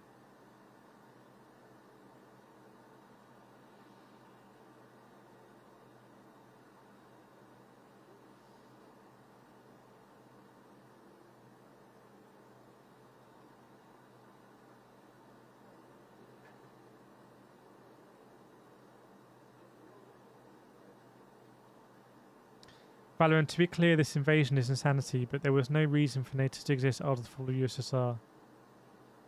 It's a very important question. There were I remember there being discussions about whether NATO was relevant after the fall of the Soviet Union.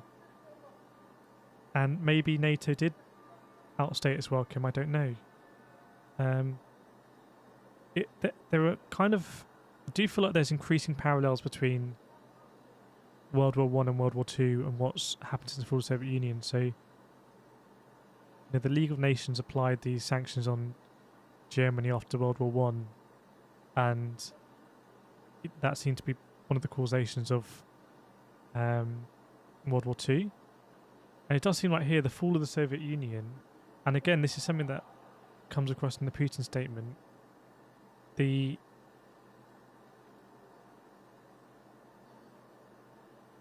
perhaps the West thought that the fall of the Soviet Union meant that the world was now a globalist world, and trade, free trade, business was in some ways not democratic, but a transnational way of that connected a lot of countries, international trade.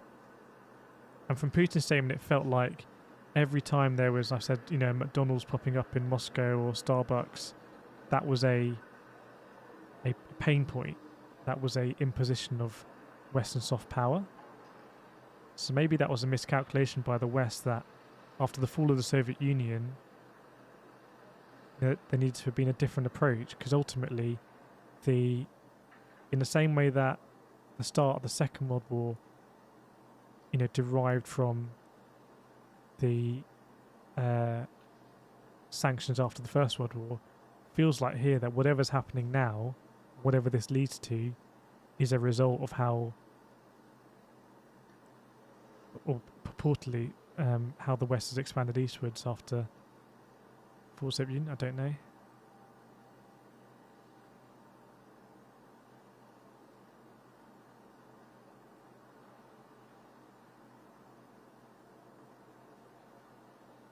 Chicken, I thought NATO was a defence organisation. It's a very interesting point, because I think in the West it is viewed as a defensive organisation, but I think the context is different in the East in terms of a border that is essentially a border with the United States because of Article 5 is moving eastwards, is moving closer to Moscow. And what if Ukraine becomes part of NATO? Then essentially, if there's any conflict here that Russia has with Ukraine, then Russia risks the United States being brought into the conflict.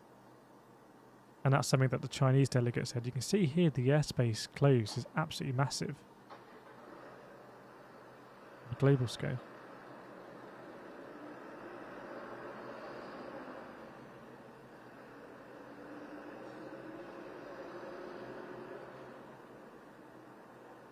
Soviet Union wasn't really communist by the end. It gone through perestroika reforms.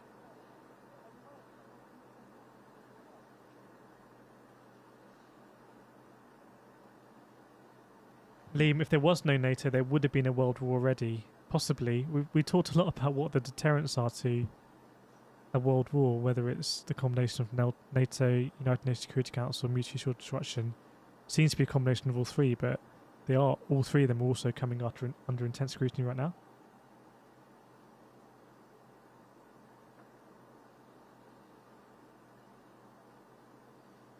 CT, they don't miscalculate, they keep expanding. As someone who lives in a NATO country, I definitely wasn't really on my consciousness about how an eastward expansion would be perceived in Russia. It kind of felt like the Soviet Union had fallen, and therefore there was never going to be another Cold War or any hot war with Russia. That does beg the question about why NATO needed to exist. Obviously, NATO's Article 5 has only been invoked once after September 11th. But that, and maybe ironically, that justified NATO a little bit longer. There was Kosovo as well. So with Kosovo, late 1990s, and then 9/11, those were two moments where NATO became relevant. Maybe without those, NATO wouldn't be relevant, or maybe, I don't know. Maybe Russia would say that NATO didn't disband because the goal was always to encroach right up against Russia. I don't know. See you, Adam.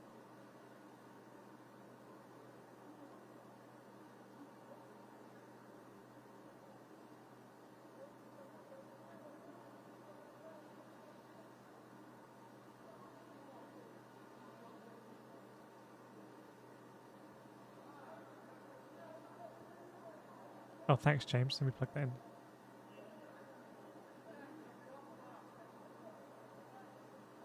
No matches. fortunately.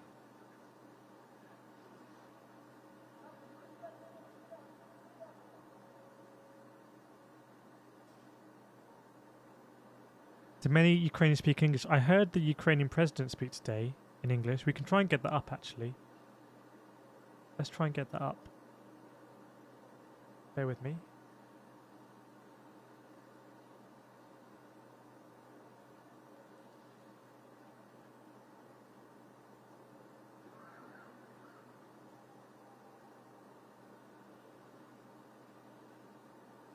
Bear with me a second. I don't know where I saw that.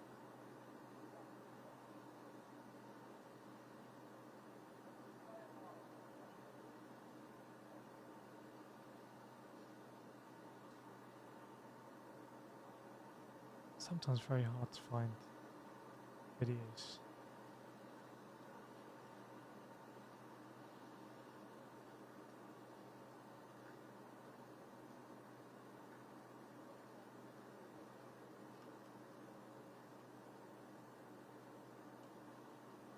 Yeah, he made a speech to the EU Parliament, but he also spoke with reporters in wherever he's holed up in Kyiv, and he actually spoke some English, which is the first time I've heard him speak English. So I just really want to find this. Actually, bear with me. Maybe I might have seen it on TV.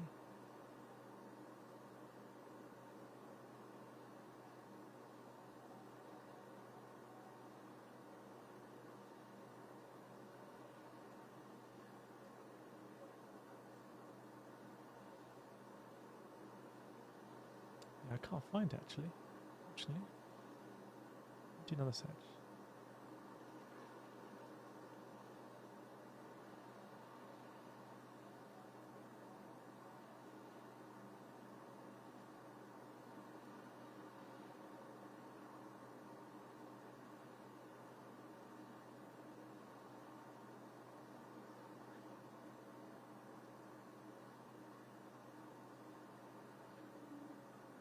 Yeah, sorry, I can't find that, but he did speak today.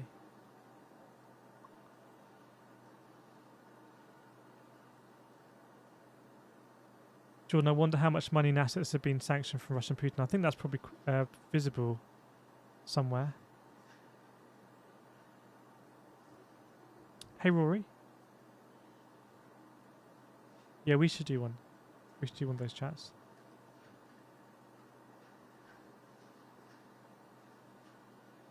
Eric, right now Russia is not quarrelling with the US. I think its bitterness is most directly at the EU. That's why Russia and USA flights can still... Yeah, I did see that USA hasn't closed its airspace to Russian flights. Gertas, all these political experts sitting on the high chairs have no idea what it's like to try and preserve your culture, language, and you're just a couple million people in the country.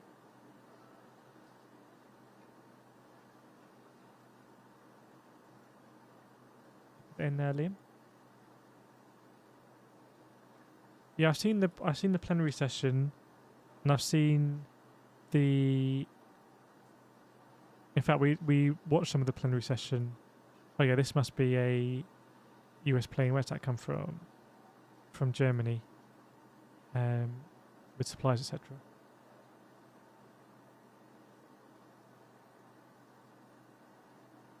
Callow, interesting how many people became foreign policy experts after a few years of reading internet articles. I do think there is actually, like, joking aside, I don't think it's a bad thing if people become more interested in kind of geopolitics. I use a few, Gino. I really wanted to find that interview. I can't find it.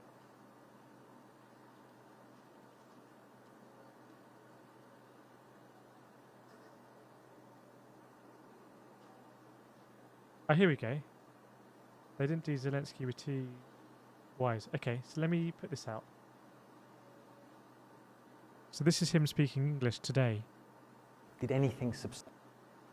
You sent your delegation to meet the Russians for talks. Yeah. Did anything substantial come out of that? Is there any hope, as the world watches, for diplomacy? They decided to begin to speak about this situation.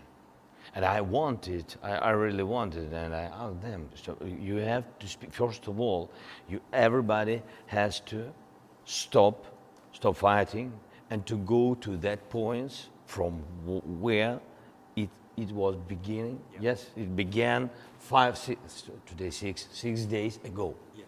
I think there are principal things you can do it, and that is very important moment. If you'll do this, and if those side is ready, it means that they are ready for the peace.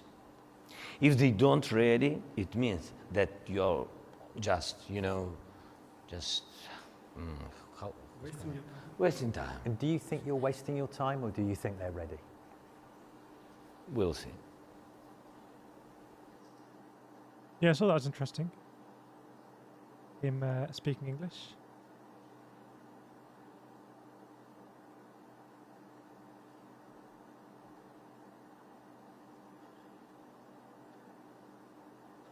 James is a bit Slavic sounding, but also a bit like Italian speaking English. Yeah, I heard some interesting accents in that special United Nations session. Welcome, Ray. Yeah, I'm not surprised he's tired. I guess a lot of people watching possibly feel tired if this is emotionally draining and see this plane is coming into land.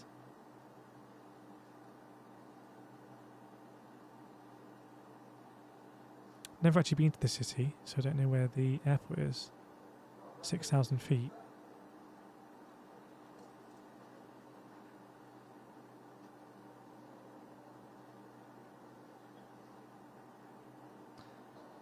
Filter.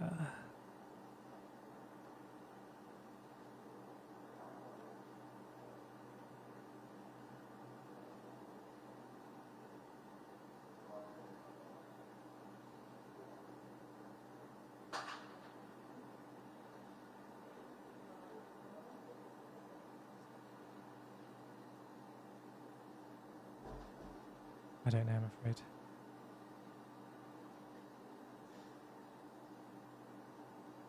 We were all tired, yeah. I was very tired at the weekend.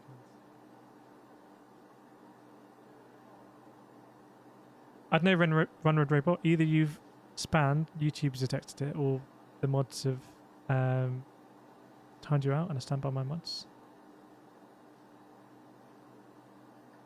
Welcome, Luke.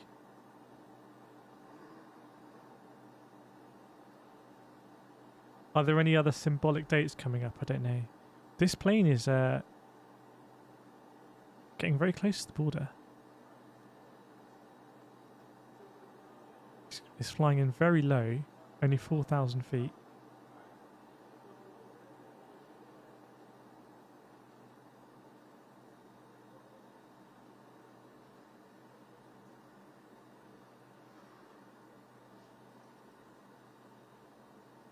So we'll see what happens with this plane. Might be a transponder off situation. Welcome, Danny. Dickie Boy, the United States tactic for Iraq was based on gaining air superiority before the ground troops even saw a silhouette of the enemy. Yeah, I think that's something that I very badly miscalculated, or I got very badly wrong about how this was going to play out on day one.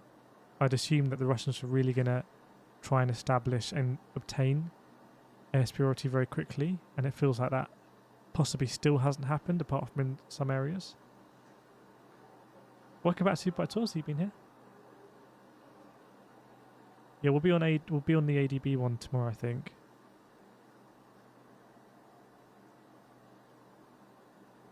He's 4,000 feet, and how many knots? 241 knots.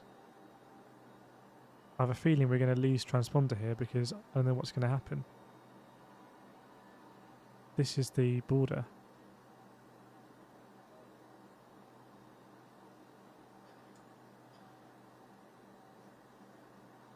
Don't know if I can get a better.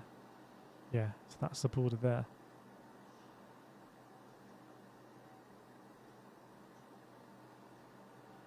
— 3,500 feet.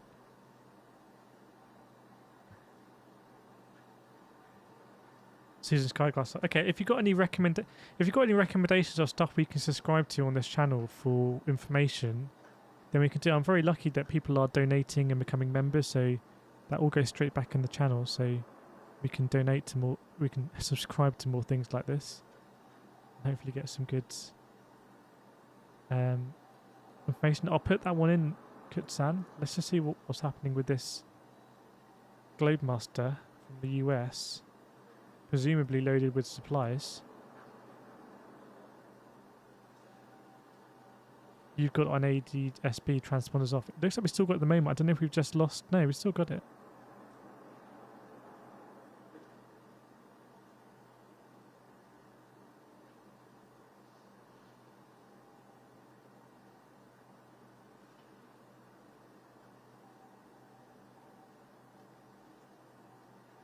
Okay.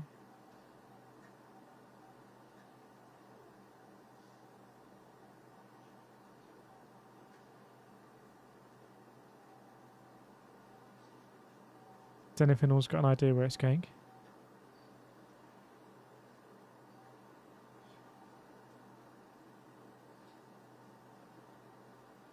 I'm definitely turning more outside now.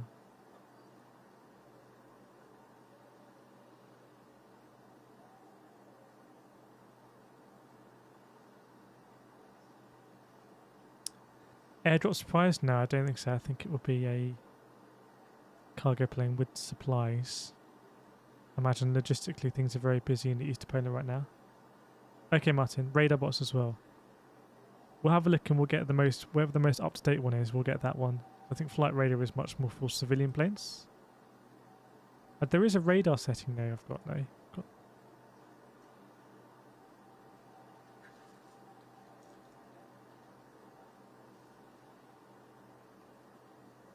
So this is that plane.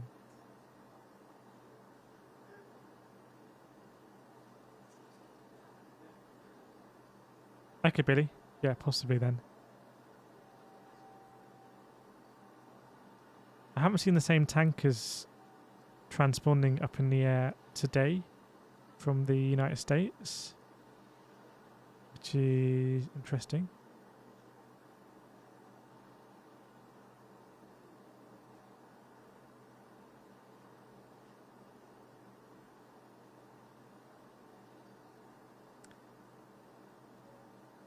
J. Chris, they've been going there a lot of the last 36 hours. Okay.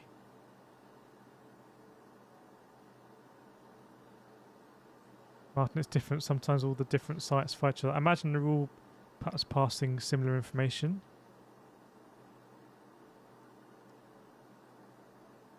Here, looks like the airport here.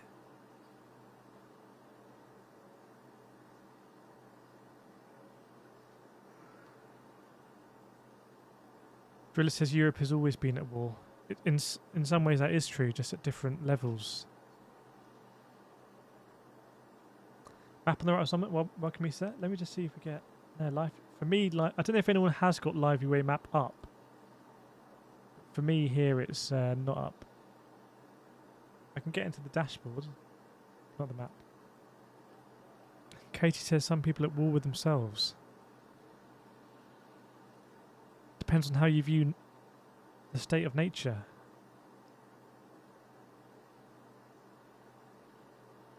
Oh, thanks, sorry. We'll get that one as well.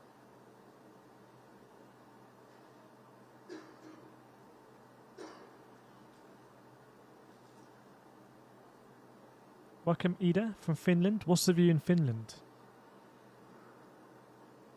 Okay, that's interesting. It's not working for me.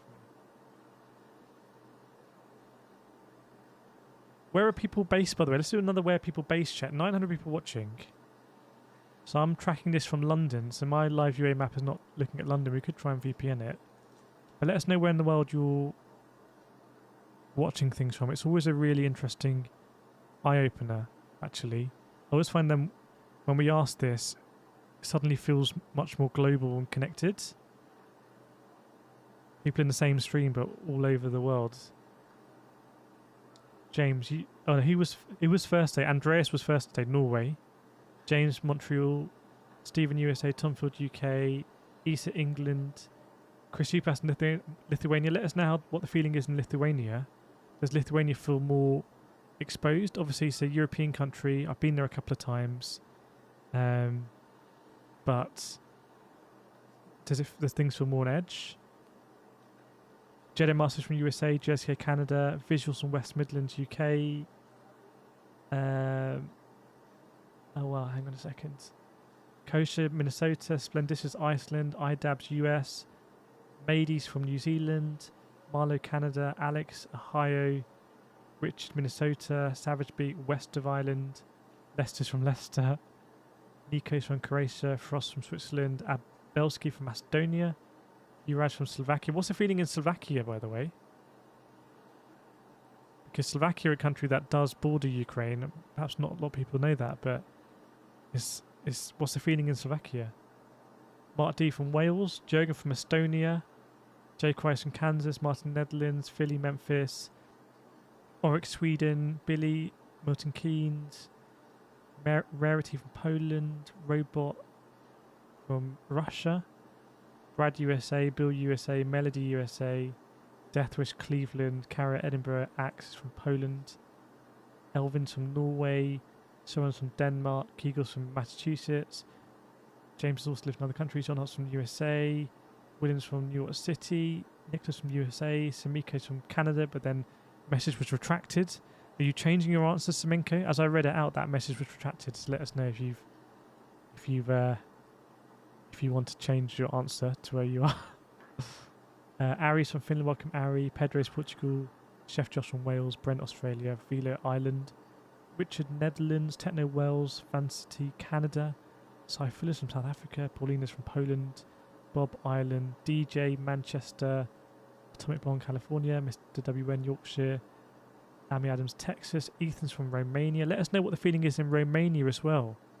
Obviously a very big border, and we saw the images from the Belarusian president with arrows pointed pretty close to Moldova, which is on your border.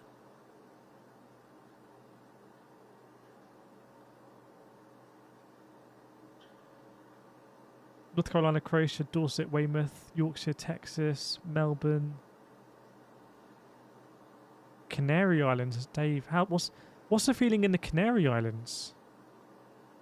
Is it quite Cape Verde? Where's the Canary Islands? Is the feeling quite remote, distanced? Brad, what do the people in London think of it? It's difficult at the moment because London, A, is coming out of the pandemic, and B, none of the trains are running in London this week. So, train drivers are on strike. Beyond's from Greenland. Martin, my wife's family come from northeastern Romania, 150 kilometers from Ukraine. They're concerned, and some get back the anti-Russia feelings had a long time ago. Okay. Hot Floppy Bread, Moscow Journal on Radio 5 earlier was saying much of low middle class Russia blaming the West for sanctions. Can't really blame them with the lies they've been fed. Imagine that will change. Yeah, interesting. The poll has narrowed slightly. Putin has got 69%, so make of that what you will. And the West has got 31%.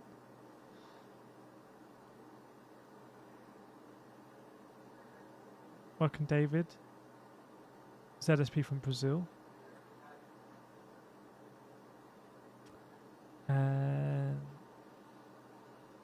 Juraj, in Slovakia we have deja vu from 1968 when Russians came in to save us and occupied us for 30 years. Currently we are helping Ukraine as much as possible. Yeah, I have been through Slovakia actually. Where did I go? Yeah, I went through Bratislava and I stayed in Komarno, which I think Komarom is in Hungary. Am I getting that right? I might be getting this wrong, but I feel like Komarom is in Hungary and Komarno is in Slovakia. But I stayed in both of those places. And I stayed in Esztergom as well, which I believe is in Hungary. On the Danube.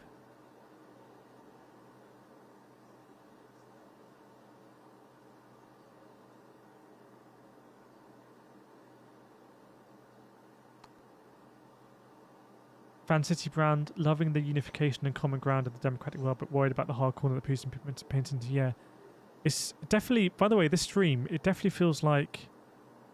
I asked earlier whether people are more desensitized or getting more worried. My general feeling and perception is that it feels less on edge than in the first couple of streams. And I just wonder how that will continue as we stream every day or every night, and how that feeling develops. That's kind of what I perceive, but I might be perceiving it wrong.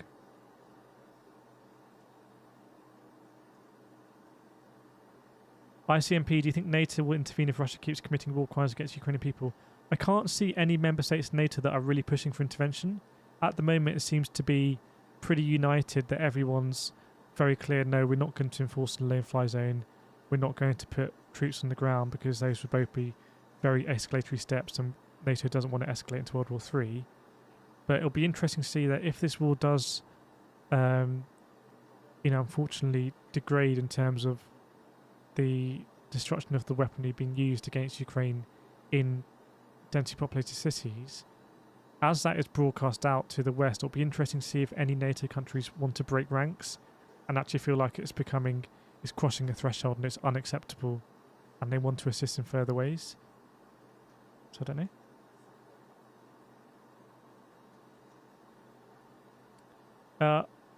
It's Run Red Robot, the guy I banned earlier. I've only banned one person. He was the altered Russian.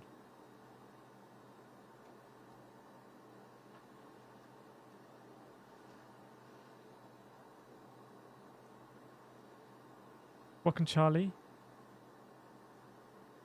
Watched an interview with someone in Moscow said the vast majority of the population on board with Putin's invasion of the West. I wouldn't be surprised if that's the way that these sanctions work initially, and it's very, very dangerous. It's almost like the messaging is so important.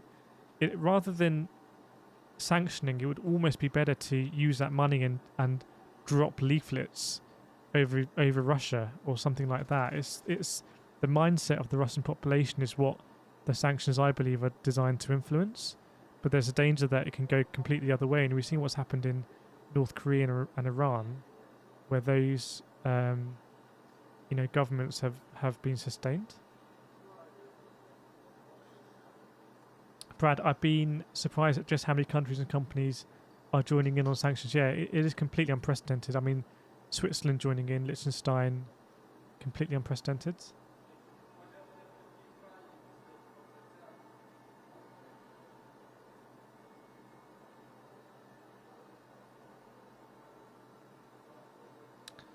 Creative, I've been watching an Indian general explain the war, and he said that Russia might use a tactic they used in Chechnya to encircle the city. I feel like that they risk escalating things even further, but there was a quote from, I think maybe it was a Russian state TV host who was saying that if Russia's not part of the world, then what does Russia need the world for? So there's the existing rules on, or what's the word, conventions on how wars are portrayed just might be out the window for Russia. They may not care.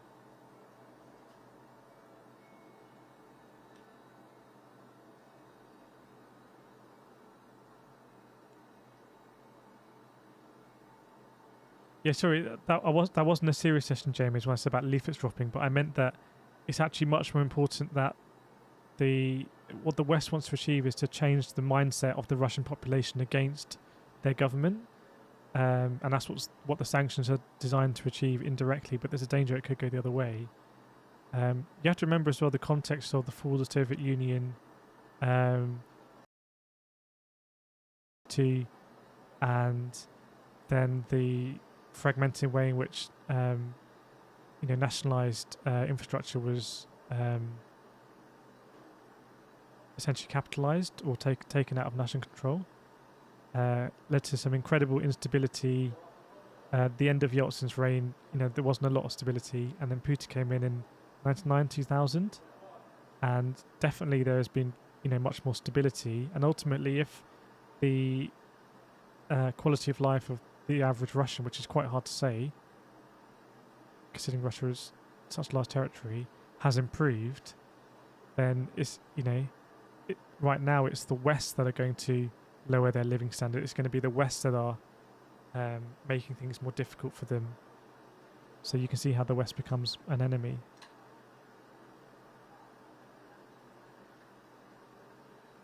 Two, three, four. All NATO countries will be on high alert. Yeah, exactly. I think that might be why we've seen some more transponders off. Possibly, I don't know. See if we can see any other interesting private jets. Oh, I've lost the thing. Okay. Private jet coming out here from Moscow, presumably going into Belarus.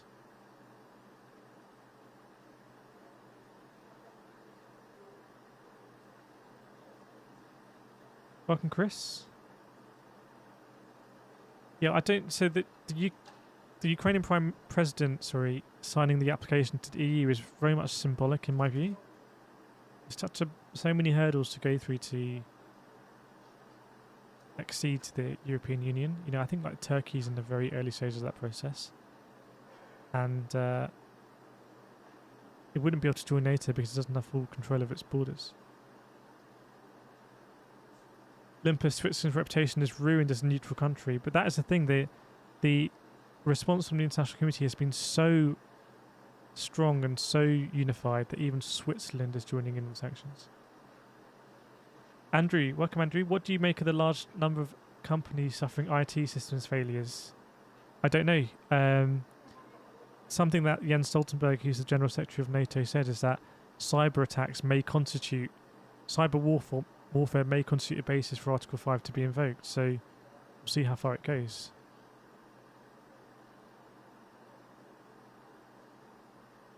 Yeah, I'm perfectly safe here in London.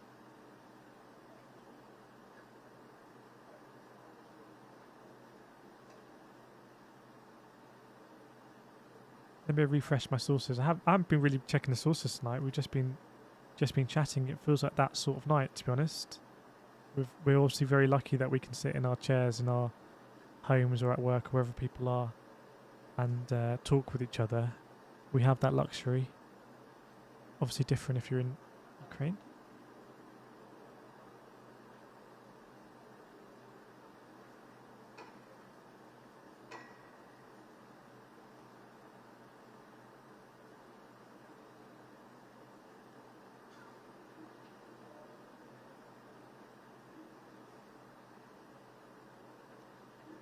Yeah, more reports that live UA map is down.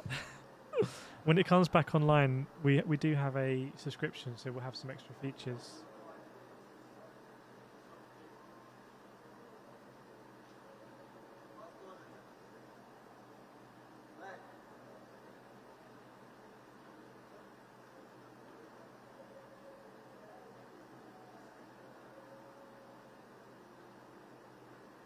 Katie, what constitutes cyber attack? Exactly. What constitutes being involved in the war? Supplying weapons? Supplying autonomous drones?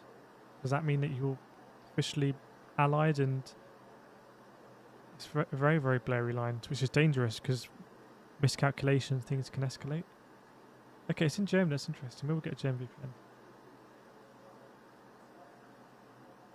Let's plug them in.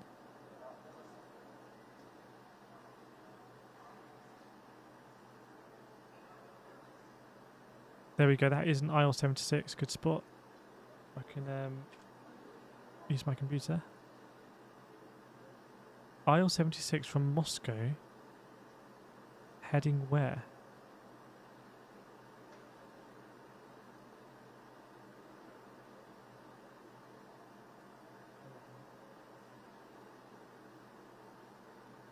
I don't know if has anyone in the United Kingdom access live UA map.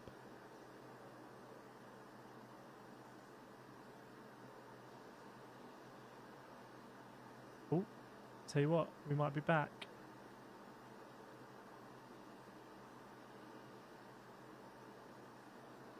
Driller, NATO was created by Europe for Europe.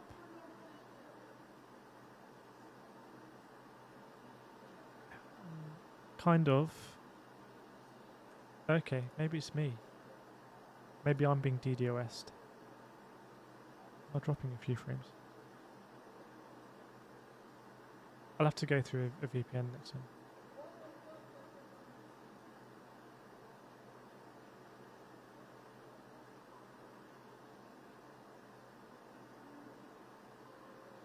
Okay, thanks Alex.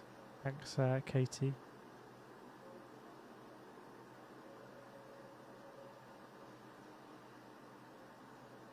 Andrew's got it, okay. Kieran's got it.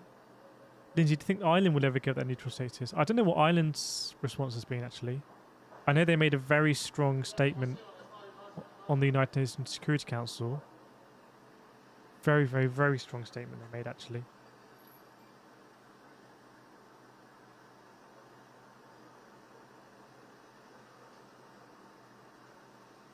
Brett, can anyone do a quick recap of today? Looks like the Russian approach has changed. The last 2 days seems like they've been mainly regrouping. Today they launched possibly a cruise missile on a large state building in Kyiv, which is Ukraine's second city. So, you know, massive destruction on the state building there. Looks like there's quite a few casualties. And also tried to destroy the TV tower in Kyiv. Looks like they may have missed. And there's some pretty horrific videos of civilian casualties. Both I actually generally don't recommend watching if you don't want to see very, very, very, very brutal images. So Russia has escalated things, and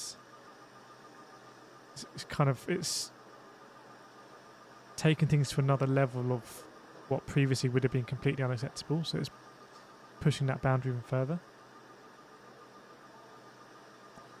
John, have any countries actually sent any aircraft to Ukraine? I think it's disputed. Because it was a European Commission or European Parliament incentive, but obviously reliant on the actual member states who had the MiG and Sukhoi aircraft, and I'm not sure any of them actually have provided it. But I don't know. No worries, Brett. Thanks everyone in the chat again. It's nice we can have this space.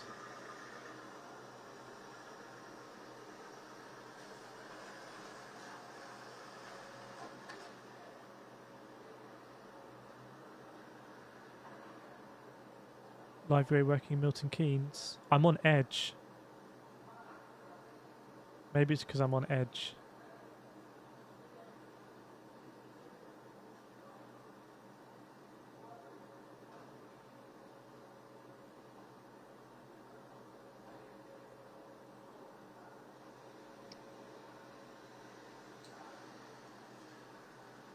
Creative victory. I feel bad for Ukraine and its civilians, but this will be determined on what level of force is used to take key cities, and if they use heavy artillery. Yeah, it's obviously the more destructive force they use, the more they will test the resolve of the civilian population.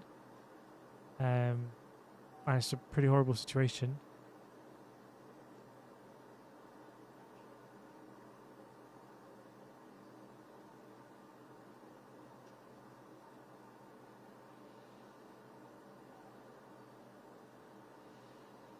Yes, even I think there were reports those countries from meant to send planes, but I haven't seen any actually confirm they've been sent. It wouldn't have been sent anyway. I think the pilots from Ukraine would come in and fly them out.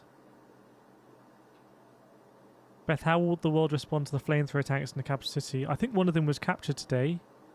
One of the thermobaric rocket launchers. I don't know.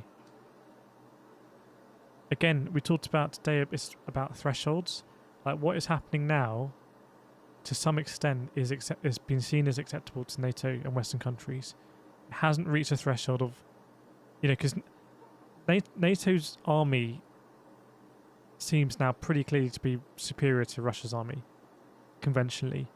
So, taking away all context, NATO could basically end this invasion very quickly, enforce the no-fly zone, destroy the armor columns, and repel the Russians back out of the borders. So in a complete vacuum that could happen. But the reality is that if a NATO member is attacked by Russia, there's casualties, that NATO member invokes Article 5, then Russia and the United States essentially, but also other nuclear armed powers will be at war. Then that's a World War III situation. And then the last bastion before a nuclear war is mutually assured destruction. So at some level, what's happening right now has been deemed acceptable, i.e. that military support doesn't need to be provided. And it looks like NATO countries have put a pretty united front on that. I'm not aware of any one country really pushing to put boots on the ground or to enforce a no-fly zone. It'll be interesting to see that if the situation worsens, whether that position starts to change and some countries feel like they really need to push for more intervention.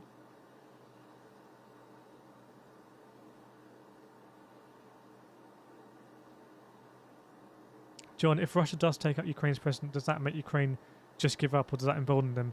I don't know about that. I don't know either way, but I think it will make a very different situation for Western countries, because right now they are supporting, a government that was elected, a leader that was elected, and a government that was elected. So if that leader and that government are captured or eliminated, then, someone else will assume control of, the Ukrainian at that point. It might be a resistance, I don't know. And then it's less formal in terms of how that's supported. Or it's not as clear cut as it is now. Right now it's very clear cut. These leaders will have been at summits and conferences with the president of Ukraine. They will have sat next to him at the conferences and at dinners, etc., and spoken in caucuses and at breakouts with him. So if Russia eliminates him and someone else takes control, that person may not have the same democratic kind of mandate that the current Ukrainian president has. So I honestly can't predict that. Welcome to Trevitio.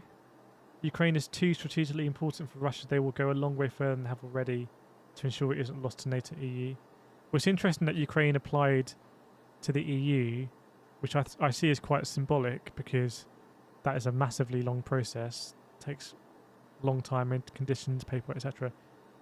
And then the Ukrainian president spoke to the European Parliament today, who gave him a standing ovation. So that is going to be even more antagonistic towards Russia.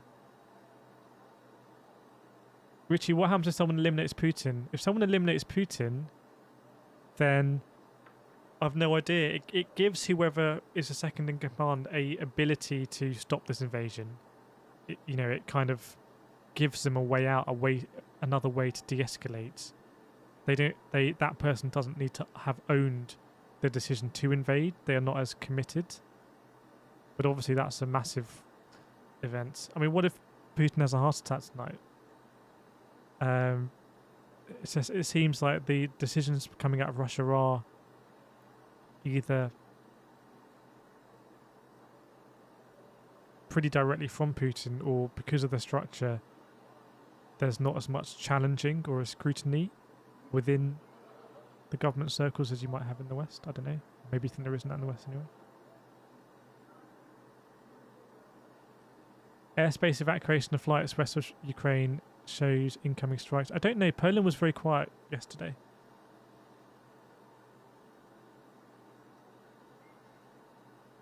East of Ukraine. It does feel like this airspace is widening.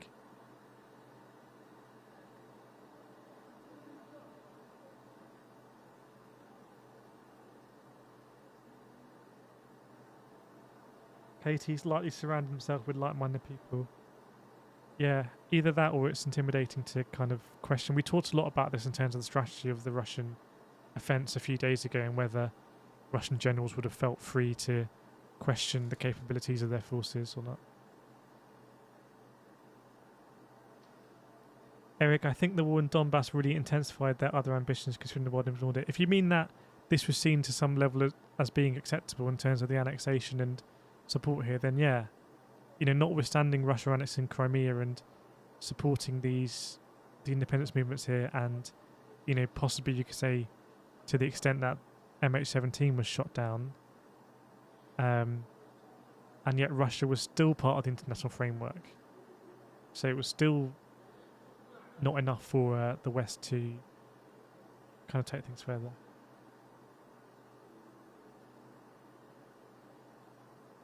Mark D, I agree with the UN expert who said there should be lines of communication between heads of military and all sides to help avoid misinterpretation amongst politicians. Maybe. I mean, that'd be a very UN thing to do, because UN is all about de-escalating. I mean, there are wars that go on all around the world. Some of them we don't hear about. Azerbaijan, Armenia, lots of wars going on. So in the United Nations, there's always this conflict. The ideal is that there shouldn't be any more wars.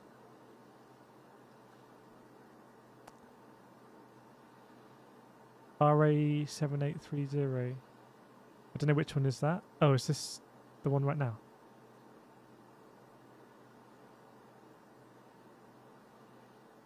Beth, why do Russians support this invasion of people they consider family? It may be national pride. Maybe that, because of what's been going on in the east of Ukraine. It may be now because the West is applying lots of sanctions that, may make them poorer. And therefore, the enemy there is the West. It's always easier to paint an enemy abroad, I find.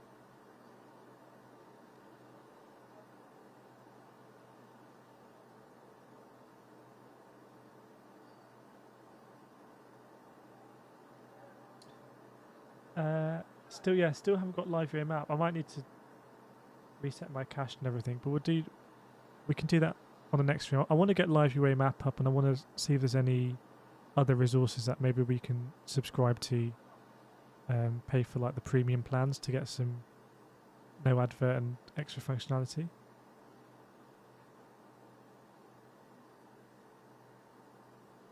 Oh, Simon says Poland gave the Ukrainian fighter jet state. Okay.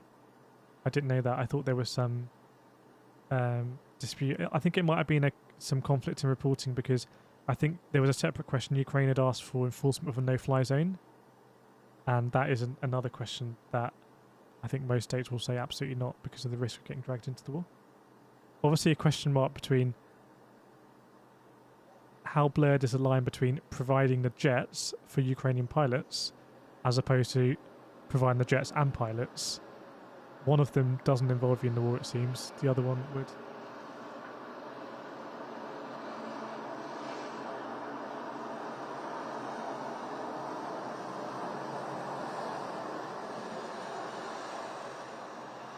I don't know about State of the Union. It's not really my time zone for a weekday, so we'll see what's said.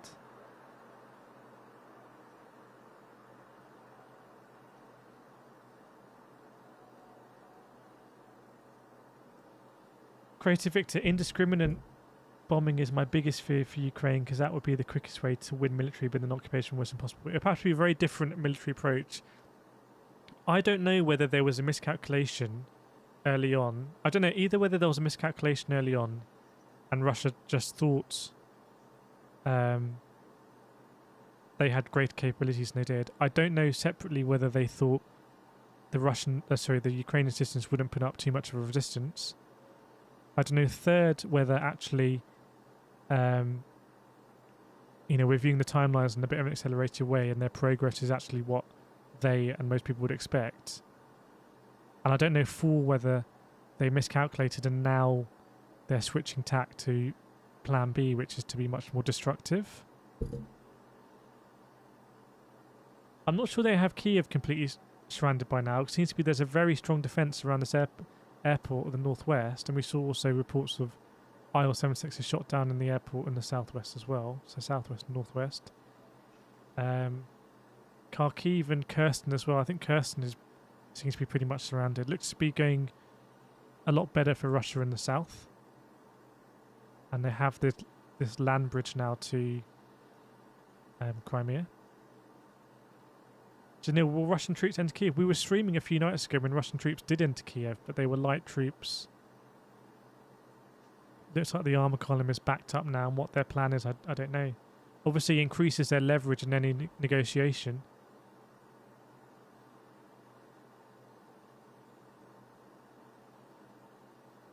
Driller, one big problem I think we are seeing Russian forces is that it's an area denial force rather than offensive. Do you mean they're capturing territory but not really occupying cities?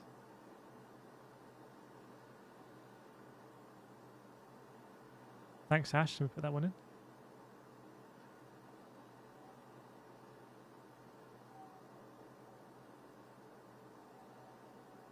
Oh yeah, we saw one of these before. I think it might be doing the same approach. There is the airport we saw here. So it looks like some supplies coming across maybe.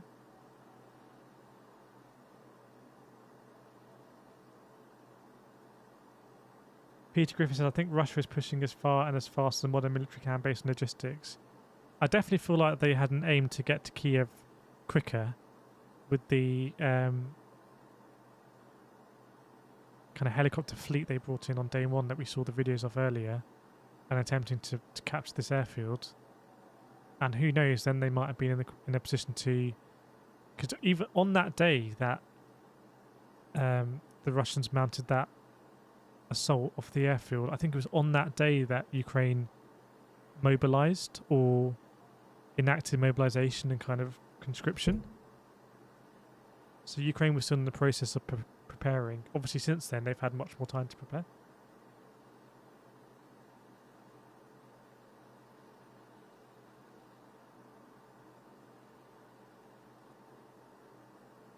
Thanks, Andrew. Maybe this one here.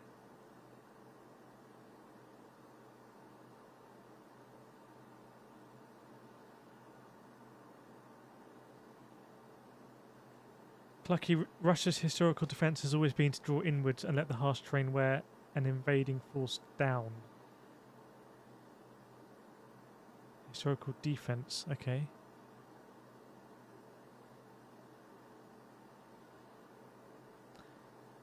Trainspotting, how do you get just army jets? There is another website that we might use tomorrow that you can filter out just army jets. Here is chatter on it, and I'm plugging in the registrations.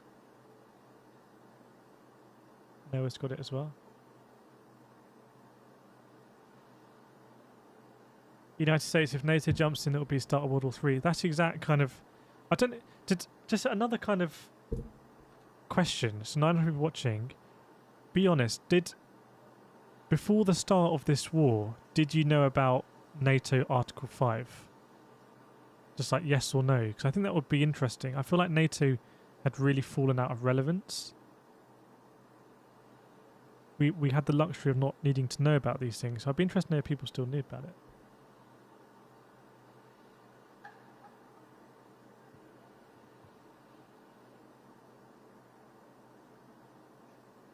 Krista says yes. Trains says yes. Philly says yes. Axe honestly no. Splendicious honestly no. I think Axe, you said you're from Poland, so it's interesting because I imagine it's really relevant now in Poland. Jeddah says no. Martin yes. Hang on, let's try and get Andreas yes. Haven no. March say yes. No yes. No yes. Yes, not completely no. Yes. Maybe 70-30 yes, 70 yes, 30 no, something like that. But I think NATO had got to a point where in the West it just didn't seem that relevant. I mean, what was NATO for? Yes, it was invoked in September the 11th, and yes, there was Kosovo, but post Afghanistan initial invasion and Kosovo, for the next 10 years, what relevancy did NATO have?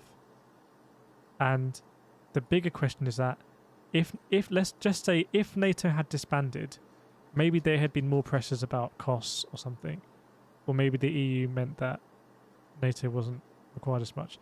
If NATO had disbanded, do you still think that Russia would have invaded Ukraine because it's a point of Russian pride and expectation and destiny that these are really,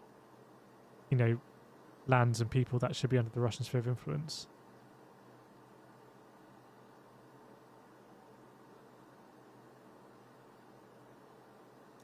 Jedi countries, yeah, I mean, but if Article 5, I don't know whether an Article 5 has ever been invoked and ignored. I believe it's only been invoked once by the United States since after September 11th. But if it's invoked and ignored, let's and we spoke about this earlier, but let's say Estonia invokes it because Russia invade here. If NATO decide that it's not worth starting World War III over Estonia, then NATO is massively weakened.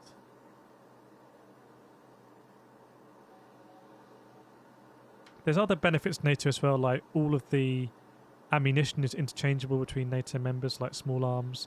They do joint exercises. They share information. But if you think about its core purpose was a collective defense to the Soviet Union and the Warsaw Pact. Once the Soviet Union fell, there was a, yeah, you could say, I don't know. Bill Byers, Russia was forced to engage in disputed regions because Russia would not let Ukraine alone. MBR, Americans never thought about NATO, honestly. I know military people were aware and served with many, but normal citizens didn't, and the government did what they wanted. True, like, I think Europe would be different altogether if NATO was disbanded when USSR fell. Yeah, so NATO kind of means that, I guess NATO kind of means that anyone other than, well, definitely anyone other than Russia can't really invade a NATO member.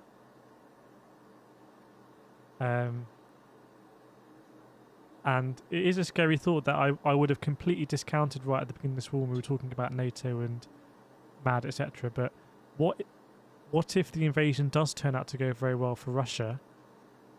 And, you know, there's celebrations on the street of Moscow and reinvigorated Russian pride and complete domination of Ukraine, whether through a proxy government or otherwise. And what if that emboldens Russia? Don't know. Samuel, Americans hate on each other more than any other country. I do feel like it's a good sign of democracy when people in the country hate on each other. It's a luxury. It's a luxury to have. Perhaps. Yeah, was that in Syria? I can't remember when. I know Turkey shot down a Russian plane.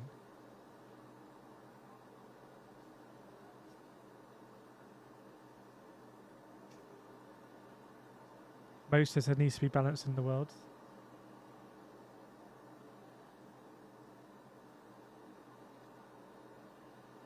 T34's got grand plans for the Empire. We will see. I still think the rationale isn't massively known. I have read some good articles coming up with potential reasons though.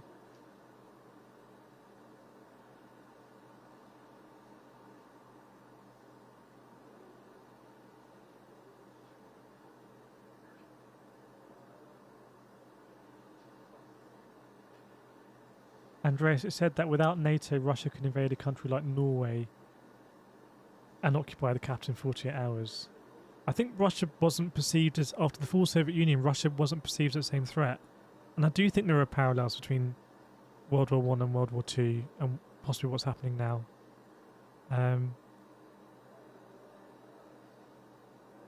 You know, the concept of another Cold War with Russia after the... I'm sure if you said in like 1997 that fairly soon after there would be another Cold War with Russia, it would have seemed utterly ridiculous. But somehow we are at that point now.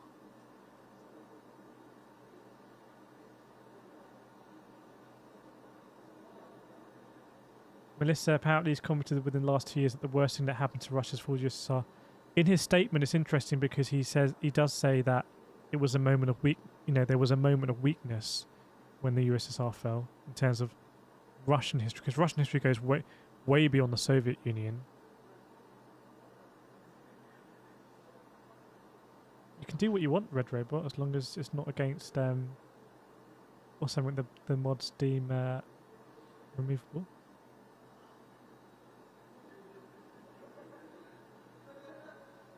Let me check that out, Ethan.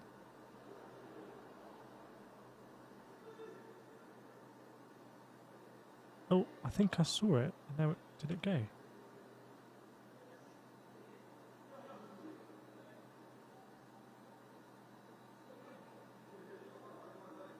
I thought I saw it. Maybe I missed it.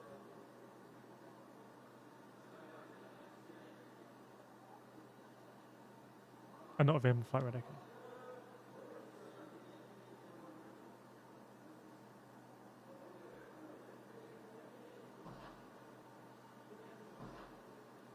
Yoda, much like the problem US building up such military, NATO needs conflict. Two wrongs don't make right. That is the thing about militaries, is kind of militaries exist for conflict and train for conflict, and there's that, I suspect there's that kind of magnetizing force. So this plane has gone straight over that airport.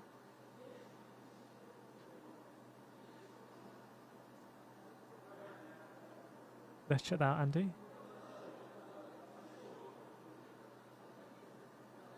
Let's see what Run Red Robot's going to say. I can't wait.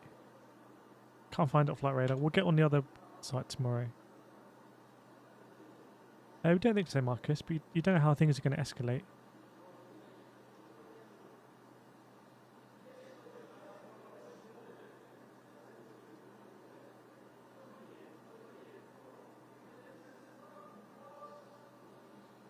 Let's get Kayak 31 because I think that might be a Voyager, maybe? Oh, I can't. Hang on, that's a bit weird.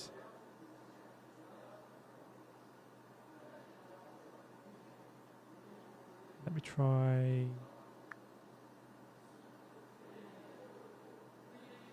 That is weird.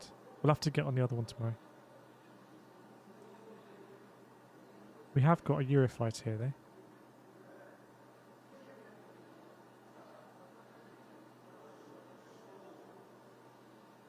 I have, Nally. If you want to send me videos, please send them on Twitter, if possible.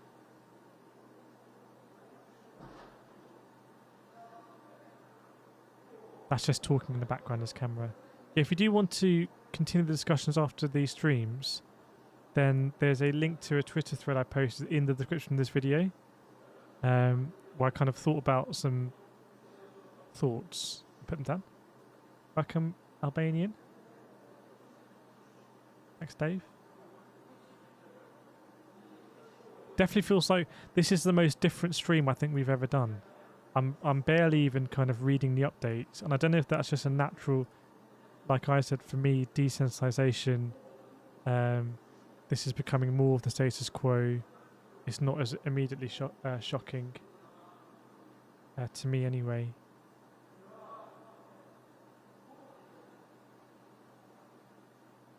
Which seems incredible given that we saw a state building hit by what looked to be a cruise missile, and then the same with a TV building in Kyiv, and there were horrendous civilian casualties in both.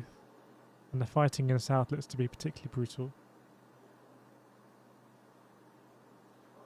RA78830. It's a Russian cargo. Oh, where's it going now? That's a very interesting flight path, isn't it? Unless it's going to land... Is it going past Sochi? This is going to go into Sochi. It's a weird flight path, it seems. It's almost like it's skirting a zone, which it doesn't need to do.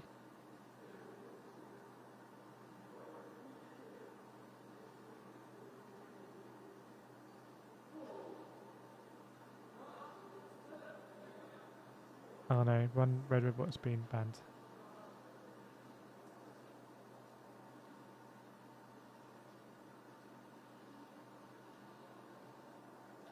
Yeah, definitely, Axe. You got it. We're going to go today. I started a bit earlier because I've got to do some stuff later. So we're going to go today till about 11 o'clock. So we're going to go to about 11 today, UK time. Brad, do you think Russia and China combined could survive economically if they were theoretically isolated from one? It's a very difficult question. China obviously relies on exporting to the global economy and has also invested a lot in infrastructure products in these sort of countries, the Silk Road. I think what's definitely more apparent is that there is a kind of axis between Russia, China, and India, and also these Central European states or Central Asian states. Sorry. There's definitely a kind of axis here. I think India has a big decision to make about how reliant it wants to be on Russia, because that might backfire for India.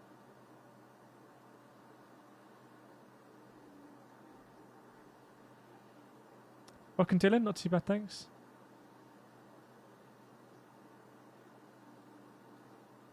Thomas Valecki, I like what the UN ambassador Kenya said 6-7 ago. Empires fall, ethnic groups will end up mixed in various countries. That's reality, but not a reason for invasion.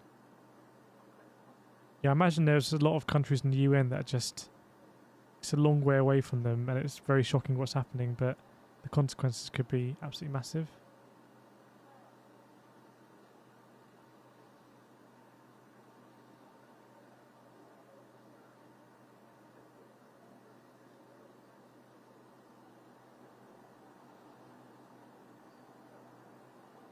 Eric, every time the West is confronted with the truth, it labels it propaganda, but the facts are clear as day. Russia does not need to invade Ukraine for anything, only Donbass and Crimea. I'm not sure what you're trying to say. Are you trying to say that if it was trying to support the independence movements here, it wouldn't need to be in Kyiv?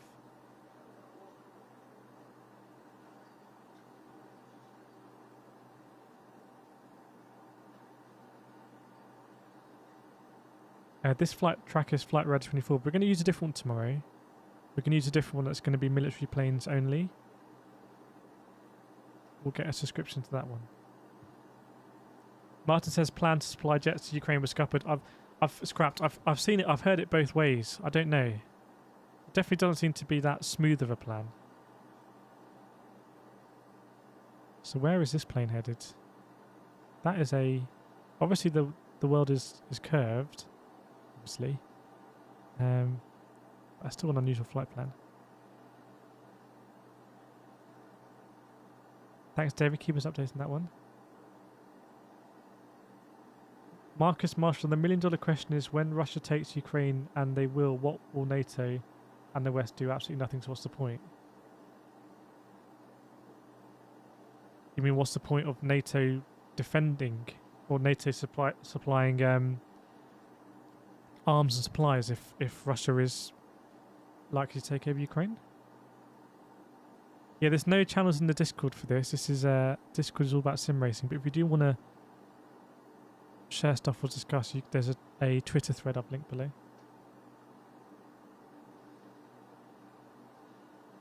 David Michael, when would this chat me? I don't know what that means. Dylan Milne said Russia broken up into smaller states of the full USSR. I mean, the Soviet Union was a collection of Soviets, like councils, and Russia is a federal state, although the parliament doesn't really have a lot of power in terms of the Russian constitution.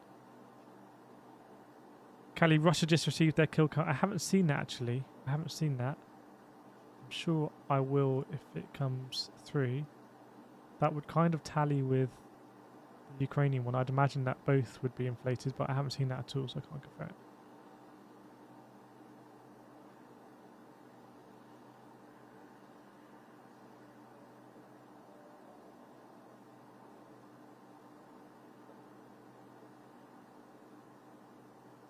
Deathwish is still wearing the hell out of their economy militarily, even if they are successful, they still lost a lot.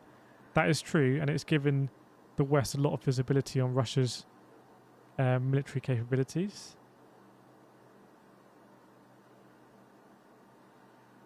$984's there, we'll take a look at it.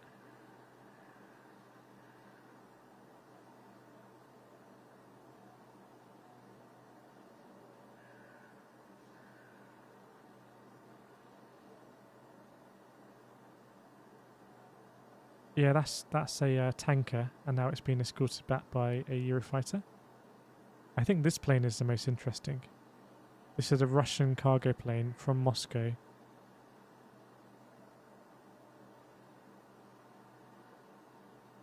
Jeff, NATO isn't doing much for Ukraine militarily, to be fair. More like they're going to sit on the borders and watch Ukrainians get overwhelmed.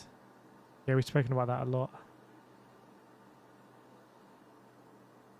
Marcus, no, I mean there's a big hype from our media saying we won't allow Russia to take Ukraine. So my question is, what happens when Russia do take Ukraine? Will the West just let it slide?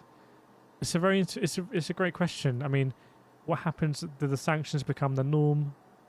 Is it kind of like a North Korea situation? Does that mean that Russia is then put in more of a corner? It has less to lose and more to gain. how does that equate with mutually assured destruction?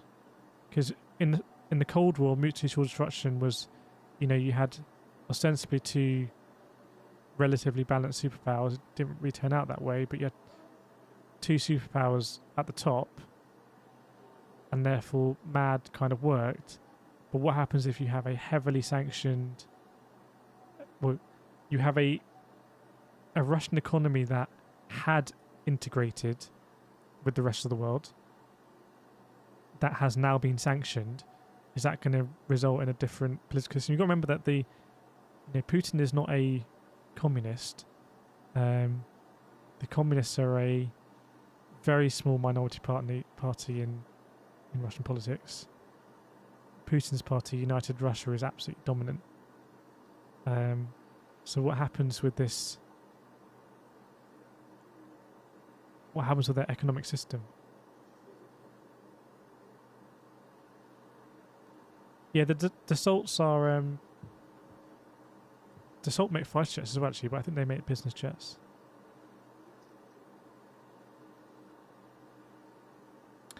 Creative to my doctor is Ukraine. I feel so bad for her. She hadn't been off for a couple of days. I was told by staff she was Ukraine. Yeah, that is absolutely terrible.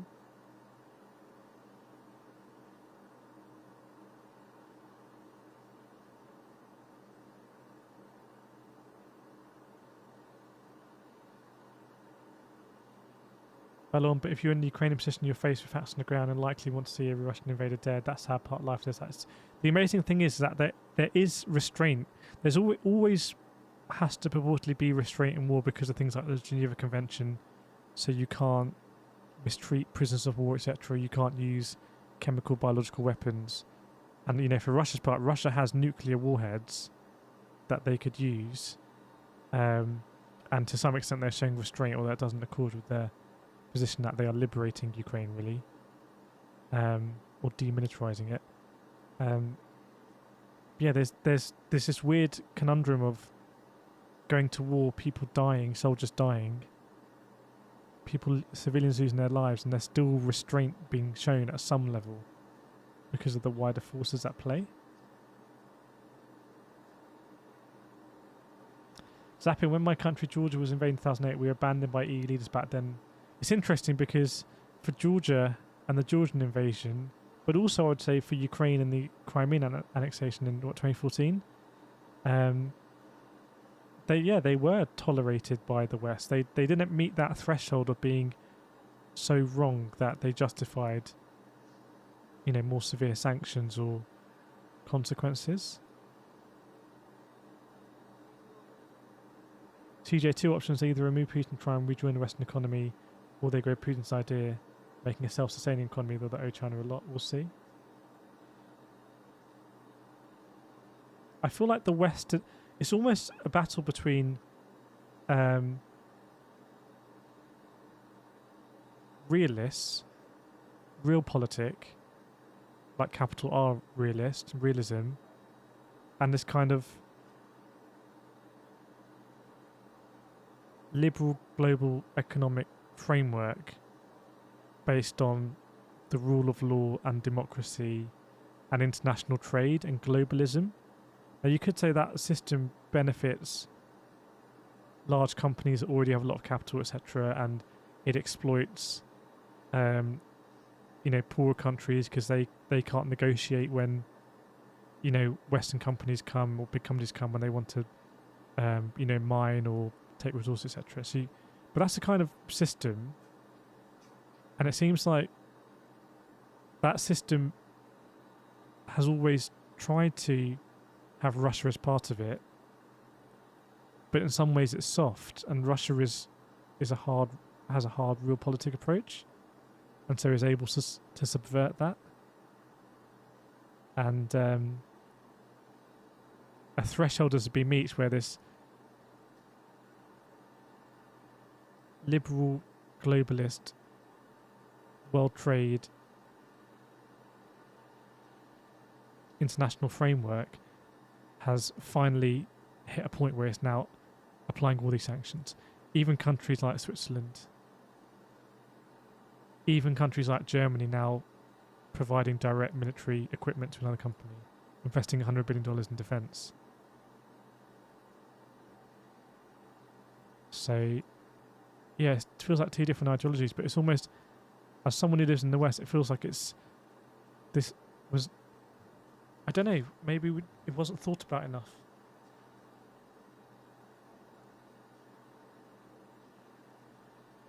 Katie, I wonder how many will be writing their thesis on these years to come. We don't know how this particular chapter ends. Don't know.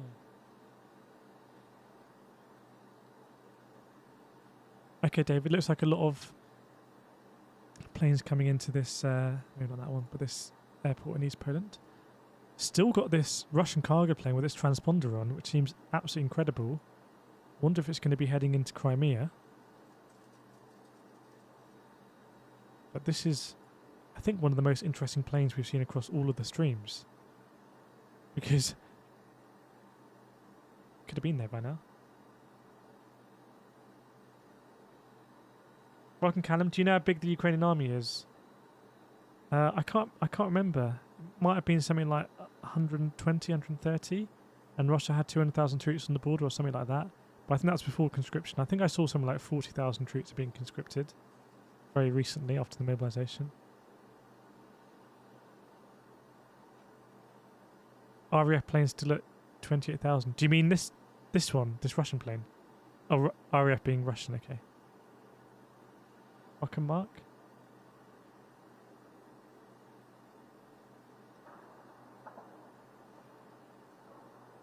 Please search FFAB.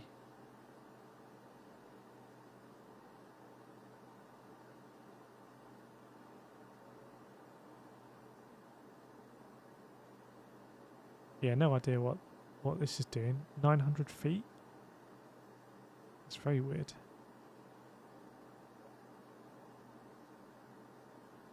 So it's on and off transponder. Just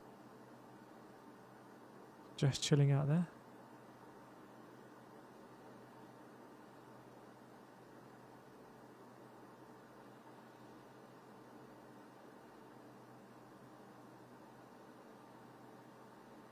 Archer has 200k to an active reserve. Do you mean for Ukraine? That's bigger than numbers I heard, actually. I mean, Ukraine is a country of 44 million people.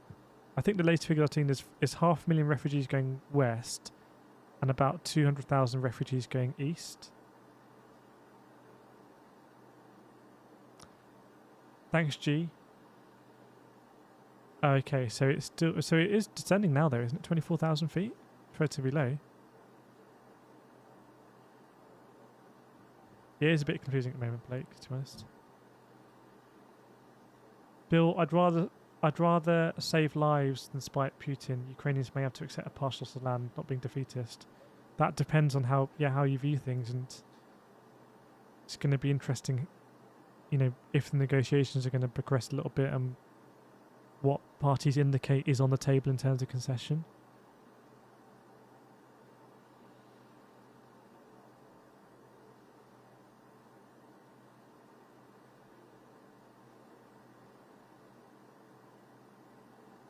Yeah, there was a couple of rifle shots there.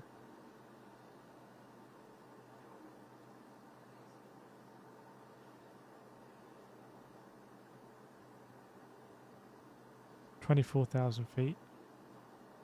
See if we can think where. Imagine there's lots of airfields. Actually, in Crimea. Don't know.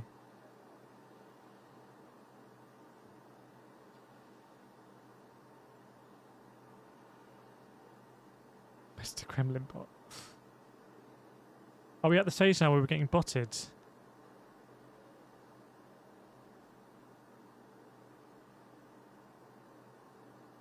Yeah, I think G said it. There was a plane with a similar flight plan yesterday. Get it on radar. You can see how this plane stands out.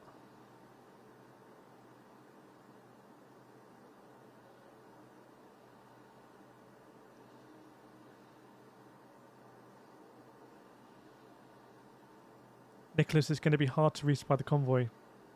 roads seem jammed and it will be hard to drive tankers in. I wonder if the Ukrainians would use drones to target tankers.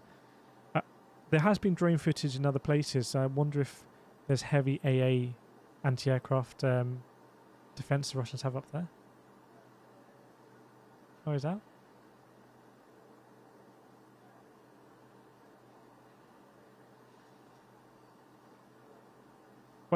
Sorry, Samantha. I saw you made a donation yesterday, and I forgot to. I didn't see it. Thank you very much for that. It's to carry heavy machinery. It's not a bomber. Yeah, this isn't a bomber. This is a cargo plane. It can carry pretty much everything. I think it can carry, depending on which configuration of or which tank. If it's a T-72 or a T-90.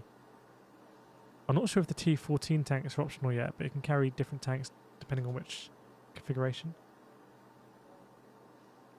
I don't know if anyone knows if Russia's T-14 tanks are operational yet.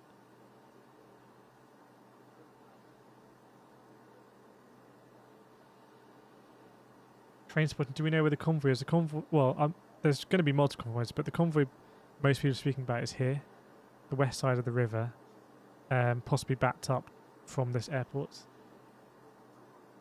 Callum, do we know why Russia is focusing so much on land rather than airdropping troops? They did airdrop on the first day at this airport. I showed some footage earlier today. I don't know if I still got it up. So, for example, this is footage from. And we were streaming on the first day and speculating that, yeah, they were trying to do a shock paratrooper deployment at this airfield. And I believe this is it. I believe this is it. Coming in through the river. So, you know, the Ukrainians can't have anti-air, mobile anti-air, fixed anti-air either side. And dropping on this airport. And incredibly, this kind of insertion looks to have been, or looked like it was repelled. So really, Russia should have bought more, but I don't know how many helicopters are here. It's, you know, 20, 30. Deploying their flares to as a defensive measure against heat-seeking missiles.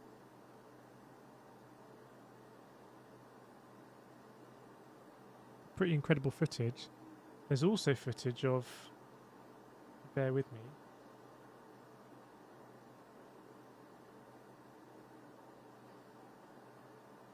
a second.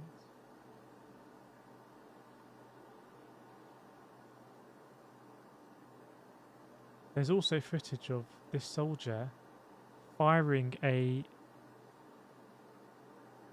anti-air missile. There's going to be a soldier here, and then there's a soldier here. These anti-air missiles, they eject from the you know, the piece that the soldier's holding onto, and then the rocket ignites as a safety measure. But unbelievably, this guy is still here. It seems very risky. But I believe these were Ukrainian soldiers trying to shoot down these helicopters, which again is unbelievable footage, and I think that's on the first day.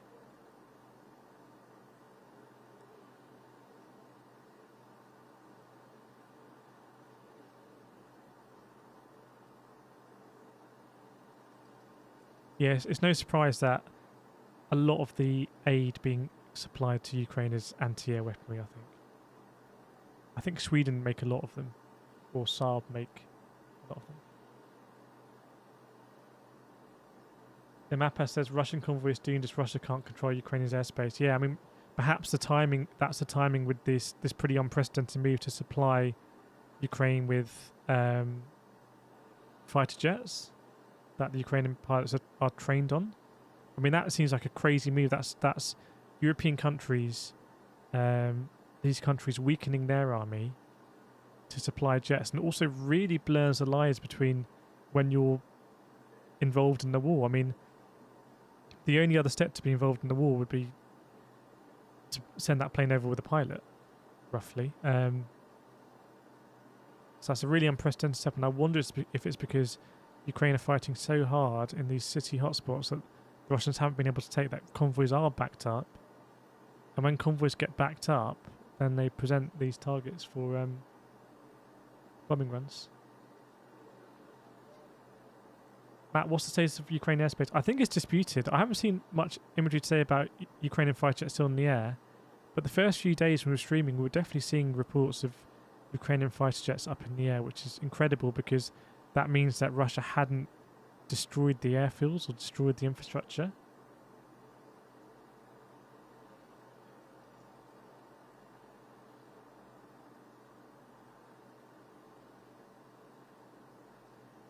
How do you get Flight 24? This isn't Flight 24 military. This is, I've got a gold subscription, so it just loads a lot quicker, and some other stuff that we don't use. But we're gonna subscribe to a military one for tomorrow. Streaming every day of this conflict about 10 p.m. UK time every evening. Thanks for it. Keep me updated on that one, because let's track this one at the moment.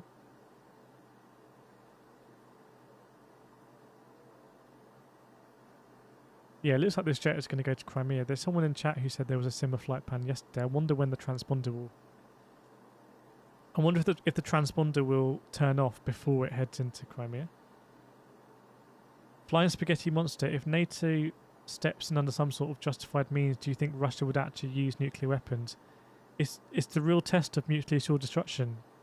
And the kind of wider question is, could there ever be a war between a NATO member and Russia that was purely conventional?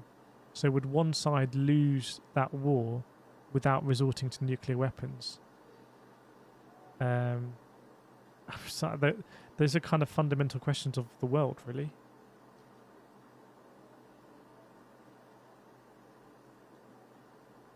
There's no need to put caps, by the way, because the mods will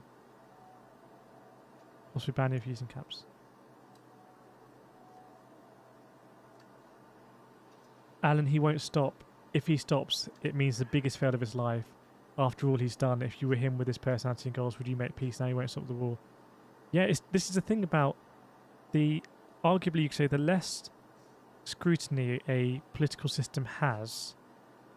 And the thing in the Soviet Union, the way the Soviet Union worked, there was actually scrutiny on the leaders of the Soviet Union from people underneath trying to jostle, trying to curry favour, trying to nudge people out. And you think about the path from Lenin to Stalin,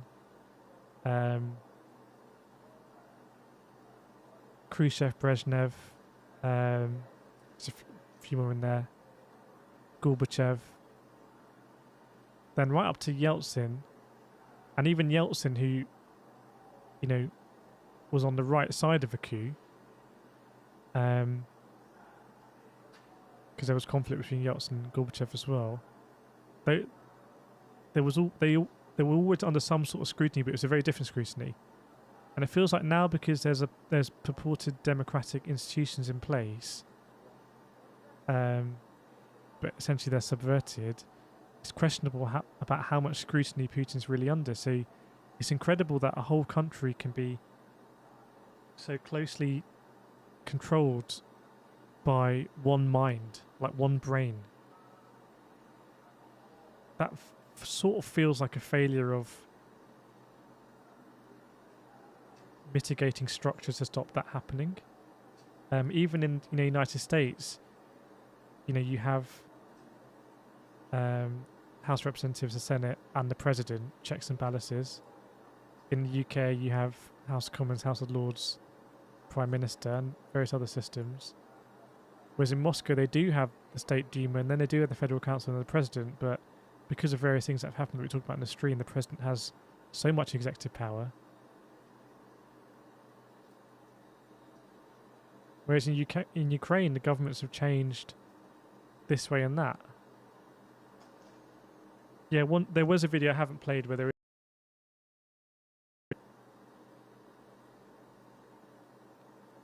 Flying Spaghetti. I think the West needs to call Putin's bluff, find a way to step in justifiably via NATO. I do wonder if there's a way if things escalate that NATO members can intervene, perhaps on a humanitarian basis, or the United Nations or something, peacekeepers, on the basis that any casualties of that force wouldn't be a ground upon which to invoke Article 5. I do wonder that. feels like Article 5 is kind of is being a bit contradictory at the moment, because these countries share the same values as Ukraine. They want Ukraine to win this war. It would strategically be very important if Russia was repelled and made to look weak, but they cannot engage for the risk of Article 5 being invoked. So it feels like Article 5 is a bit contradictory at the moment. There surely should be some sort of derogation or something. I just turned transponder off. Okay. So yeah, it must have been going into Crimea. Thanks for keeping track of that. I wonder where these Eurofighters are. Oh, looks like Eurofighters coming out from Jordan.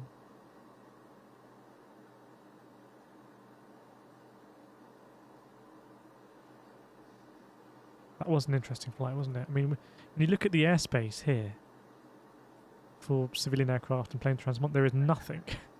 That was the only plane that went through there. Okay, G.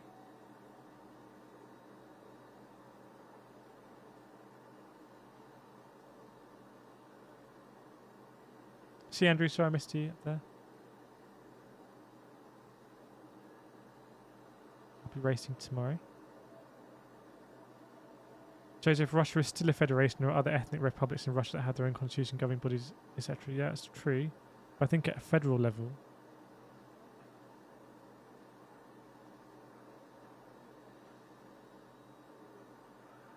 yeah, Mark, I don't think that's a surprise. It's that plane will still be flying.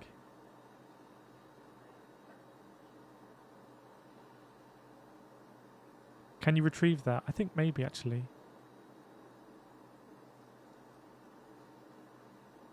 Need to have a play around with it.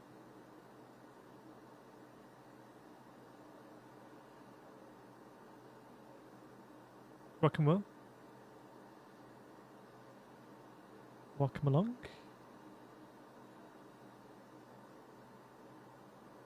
If you want to see military action, Jot, you can go to places like combat footage or whatever on Reddit. If you want to see all the military action as it comes in. Matt, I can agree to keep troops out of it, but supporting our allies or co-op, defending an invalidated country via weaponry, training, food. So you can agree. So you agree with the NATO stance. MBR, the US admin, thinking this is a European issue. Maybe.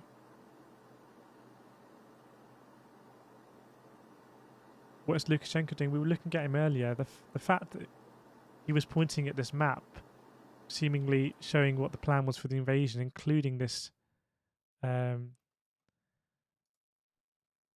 on the eastern Moldova, is very interesting.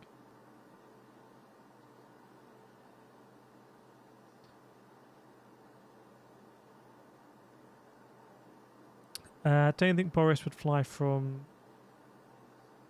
Oh, he's flying from Tallinn. Maybe. I don't think Boris would fly into Boris Norton, though. We can have a look.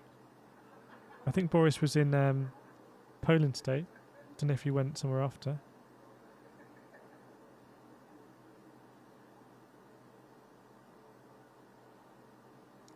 RF jet over Turkey. Yep. Good spot.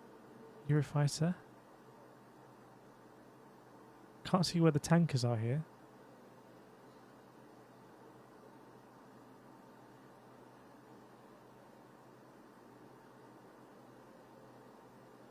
Paolo, I wonder how the sanctions will affect the people of Belarus. The people of Belarus already were protesting, or there were some significant protests, I think, last year. I do think that Belarus surely is a weak point of this alliance. So Belarus will break before Moscow does. Or the people are possibly more, better targets for protests. But it's almost too late. The important thing happened when the Russian troops were able to invade and those helicopters were able to come through Belarusian territory. That changed the whole face of the war, because it means that the government has been held down. Ukraine hasn't been able to put up a kind of front. They've essentially been attacked from the rear.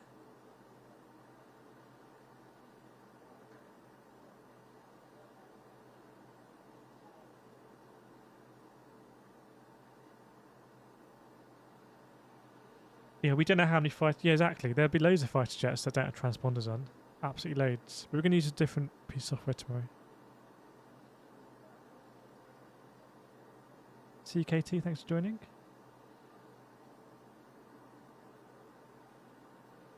Laurie, I feel for the Ukraine people, not their corrupt. It's all, not their government. It's all corrupt, just like ours. Let us know why you think the Ukrainian government is corrupt. Well, Bates, I think allowing Russian troops to invade Ukraine through Belarus is almost as bad. Yeah, I don't know how Belarus has kind of avoided more sanctions. They are being mentioned more. So the European Commission President did mention Belarus today explicitly, but it's almost... I feel like it's understated how important this was to the face of the war. I feel like it changed everything.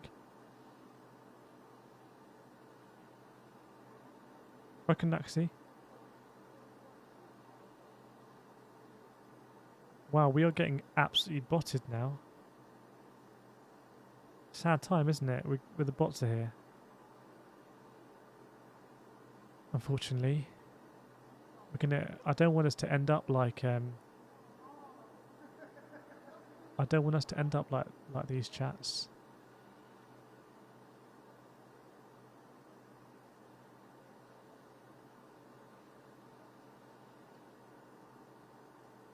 Thanks, David. We'll keep an eye on that. Toby, I'm worried that the supply jets are really pushing the boundaries. You're not wrong. It really is. It really is pushing the boundaries. It's blurring that line between what is being involved in the war and what isn't. Supplying jets, supplying drones directly. 100%. You're right to identify. I think that it's blurring the lines.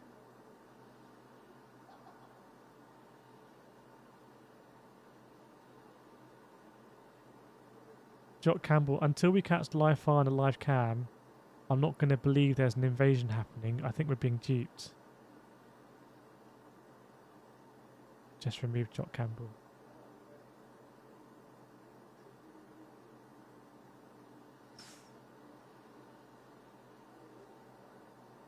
Well, Bates, yeah, entering Ukraine through Chernobyl definitely changed the tide over the fight for Kyiv. Really changed things, yeah. I feel like it's massively... I feel like it doesn't... I'm not seeing a lot of real discourse about the war. It still very much seems to be propaganda on both sides. It's probably just so fluid at the moment. I don't know. We are on sub-only mode. My channel has been sub-only mode for ages. Thanks, Diffie. There's 921 people watching, and if you are watching and you're not in the chat and you've been watching these streams and they are positive for you and they are either comforting or reassuring or make you feel less afraid, then I'm very glad and I feel you. I'm used to screaming to hundreds of people, so I feel that connection with you. And yeah, for everyone chatting, we've got to... I really hope we can keep it how we've had these chats. David, why hasn't Ukraine got an Iron Dome like Israel? I think there was some issue with perhaps Israel not wanting to export some Iron Dome stuff or some technology. But if there's an Iron Dome of Ukraine, then that would almost certainly have provoked Russia, I guess, to have moved earlier. Yeah, I agree, MBR. 100% agree. Casper, elite divisions are being lost. The tanks being lost. I think they're just weak. I think it's too early to say it. It does, from a Western perspective, it does seem unusual to kind of incur these casualties, but we don't know the casualties really on the Ukrainian side, and that just might be the tactic. I don't know. No, it's Maddie. I think we lost. Oh, we lost the sound from Independence Square. That's what we lost. Bear with me. Well, thanks, Philly, for the $10. We're very lucky we've got this space, to be honest. Very, very lucky. It's almost completely random that I started streaming, but we have a nice space now. I've got the Taiwanese stream is back up, by the way, in the background. So this feed here is also from the Taiwanese stream. That's CT1. Nicholas, is that Russian doctrine? Does anyone know? I don't know. I'm not a military expert. It possibly seems stereotypical, but comparing how Western countries approached interventions in Iraq and Afghanistan, does seem very different. Obviously, they were different theatres. Samantha in the chats and the other streams are not as nice or active. Yeah, agreed. I think that's because this channel has been a channel for a long time with a very active and healthy and engaged community with great moderators. It's YouTube knows it and trusts it, and it's been monetized for ages. It's been verified for ages. It hasn't been impinging copyright, etc. So the foundations of the channel are good, and the moderators do a great job. Chuck White, it's odd how there's no discussion of Ukrainian military casualties. That is true. That is true. In fact, I don't have any idea what the Ukrainian casualties are. Dylan, is there any chance that parts of the Russian army could rebel the way they've been put into combat? I don't know. It's hard to rebel if you're at the front of a armor column like this. Now, how do you rebel if you're at the front? If you're being pushed along an armor column?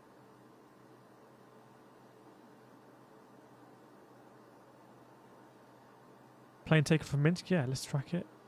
Looks like a possibly a plane that's going to go to Moscow.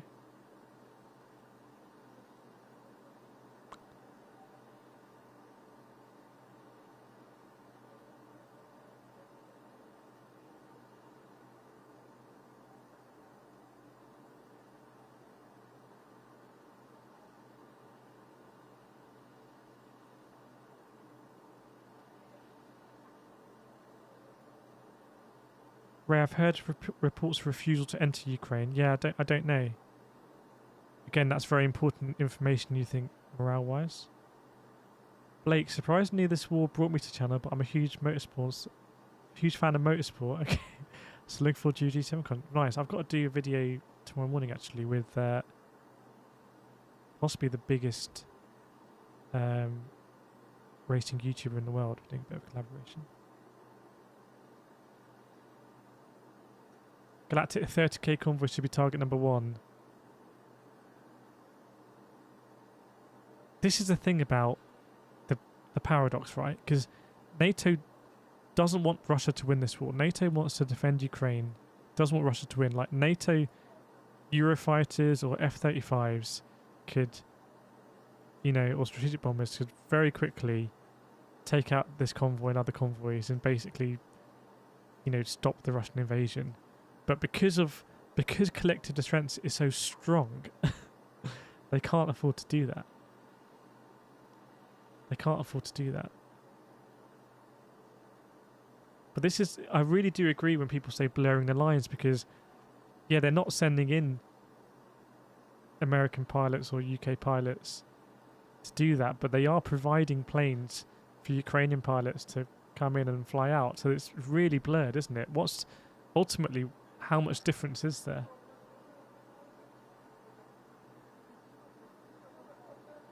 Thanks, David.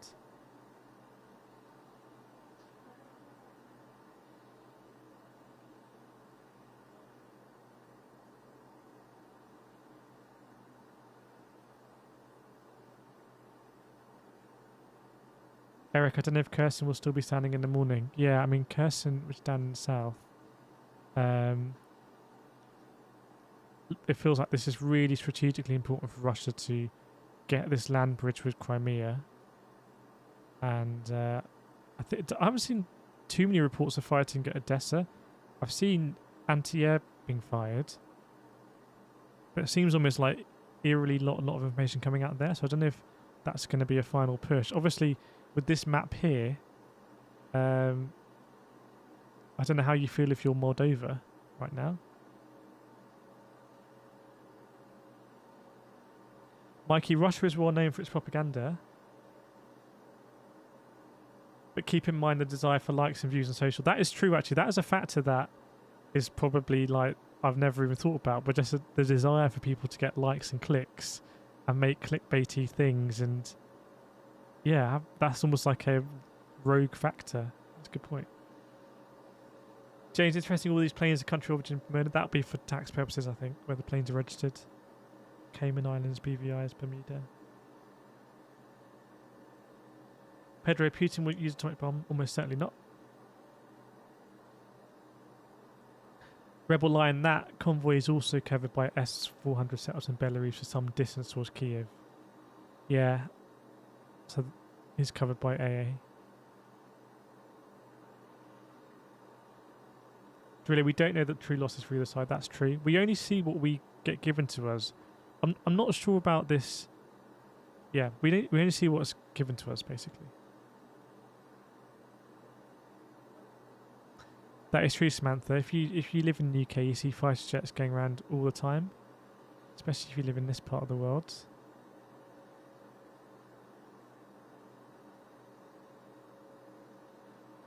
I did see a B-52 yesterday coming in here.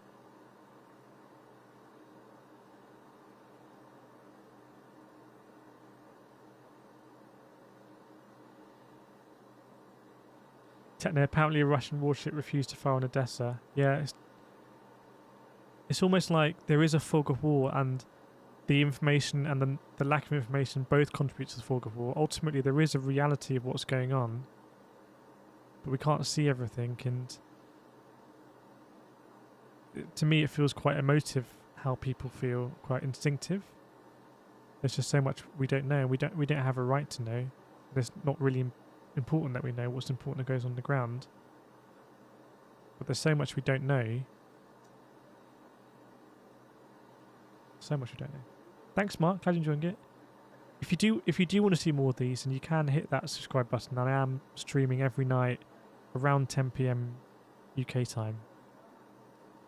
I think I still stop at 11. But we'll go to half 11. I've got some stuff to do. Train spotting. I'm at train spottings are man on the ground at RF Mildenhall, or women. I don't know.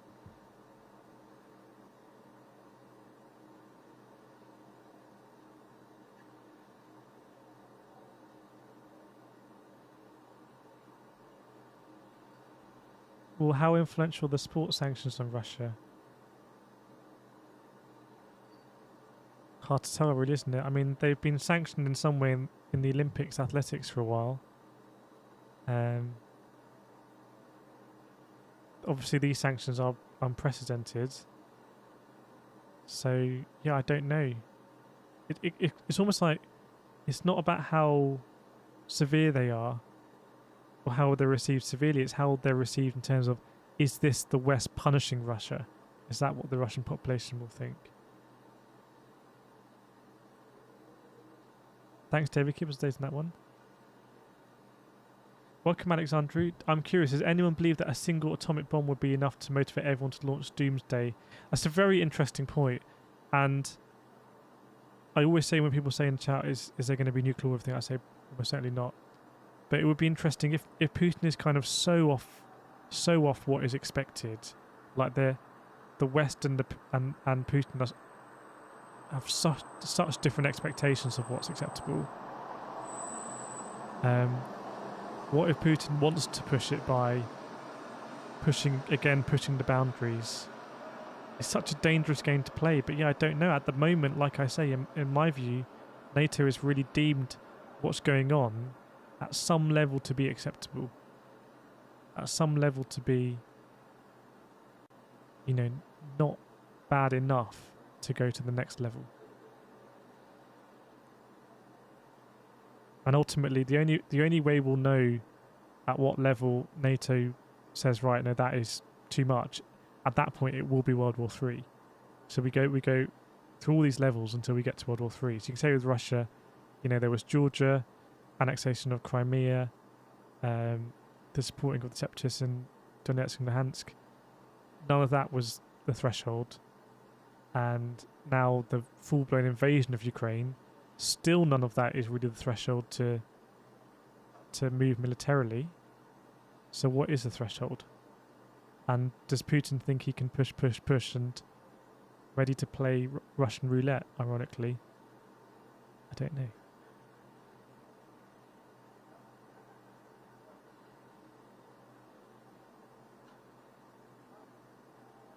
Steve Lorem. I feel like the chat the chat got a little bit out of control actually. I don't know if we were bot targeted or something. But if you are, I'd see a lot of people coming back day after day, which is I think a very special thing. It would be very easy for this chat to become divided, and even though everyone will disagree on lots of things, if we were to focus on those disagreements, then the whole thing would just implode. Like I said, everyone will have a different favourite colour or favourite music or favourite sports team or whatever. And if we focus on those disagreements, then we'd end up in, in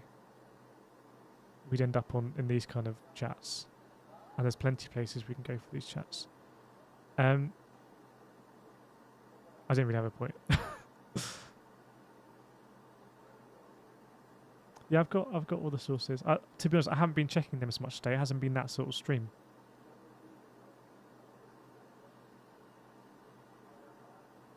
It's interesting that Russia decided to launch the missiles at the TV centre and the state building here in daylight, to very visible, prominent targets, almost to very clearly send that message to the people of Ukraine. It feels like, from what I'm getting in the night, it's cooled off again.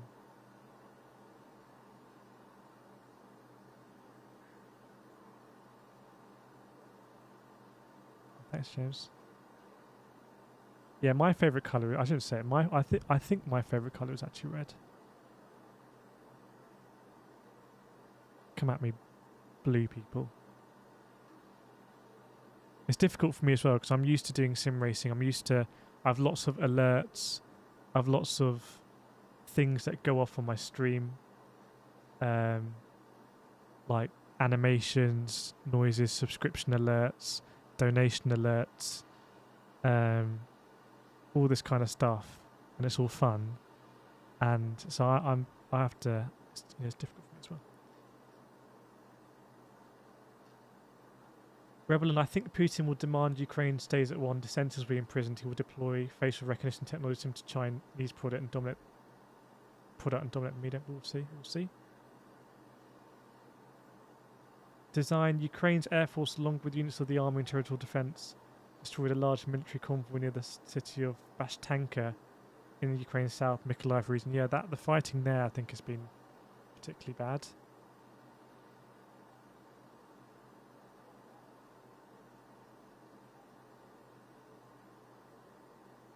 Driller, how nice would a world be without war? It's an interesting point. If you believe that humans are inherently tribal, and although a lot of time we can get along, ultimately when resources are scarce, then human beings will fight. Then maybe war is just a inevitable state of nature. Hogab, I came back to this channel because it's not toxic and very transparent for being shown. Thanks, Hogab. Appreciate that.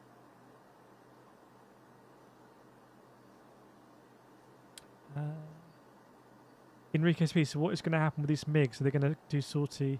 I think the Ukrainian pilots are going to get airlifted out, or maybe have been airlifted out, and they'll fly the MiGs back in. I don't think there's any way that they're going to be using, for example, Polish air bases. That risks an escalation. Yeah, I saw the reporting on the figures. They come out every morning, but I haven't seen anything on the Russian side. And I haven't seen any real reportings from the Ukrainian military on their casualties.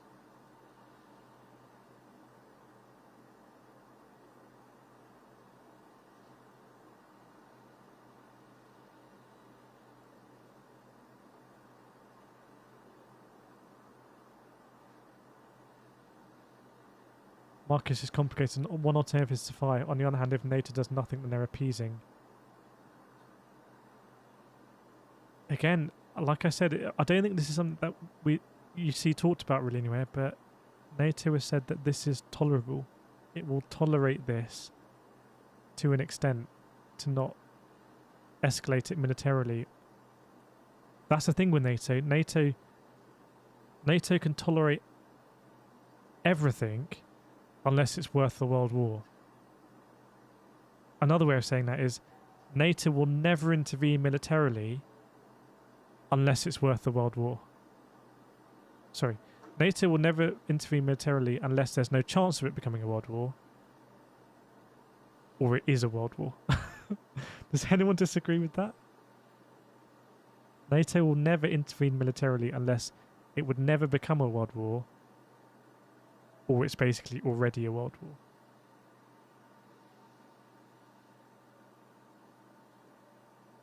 Sentilo, there's no such thing as enough for human species, even if humans had the most prosperous life. The sense of greed will always be a factor. Maybe that's just us. Maybe that's just in our DNA. For all the humans watching, all the bots won't get this. But for us humans, maybe that's just in our DNA. That's what makes us human. You know, we have these tragic failures, but we have, you know, heart, and we have love and all these feelings as well.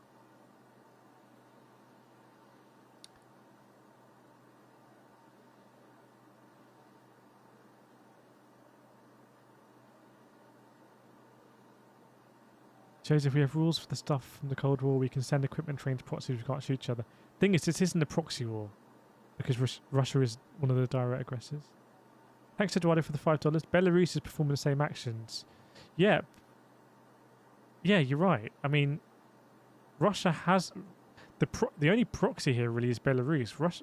Russia is able to use the proxy, Belarus, to launch attacks. Whereas NATO can't use any... I don't know, it doesn't... Belarus, I think, has played a really significant role in this war.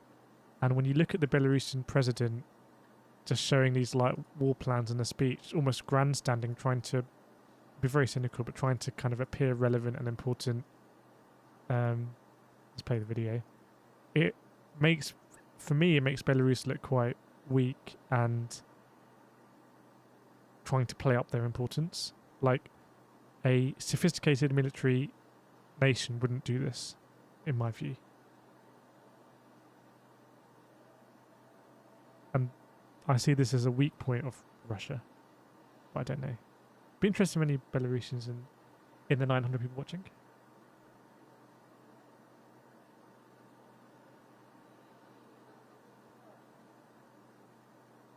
I don't think it is a proxy war, because Russia is... This war was between Ukraine and Russia. Proxy war was when Russia would be supplying one side and NATO the other. In my opinion, anyway. Yeah, it does show... I'm not sure if it's Moldova or this disputed region here. But what a weird thing to see. And also the negotiation that started yesterday, I think. There was Belarus State TV had a webcam in there that was live. It's a bit weird. A lot of people talk about the psychology of generals. I'm not sure you can read too much into that, do they? Yeah, Vietnam's a proxy war, in my view. I'm not a expert. But yeah, this is very interesting. I don't know what people's view is on this. Does it look competent or more incompetent?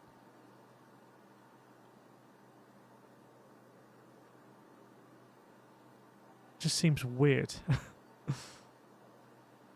They couldn't afford a big screen in Belarus.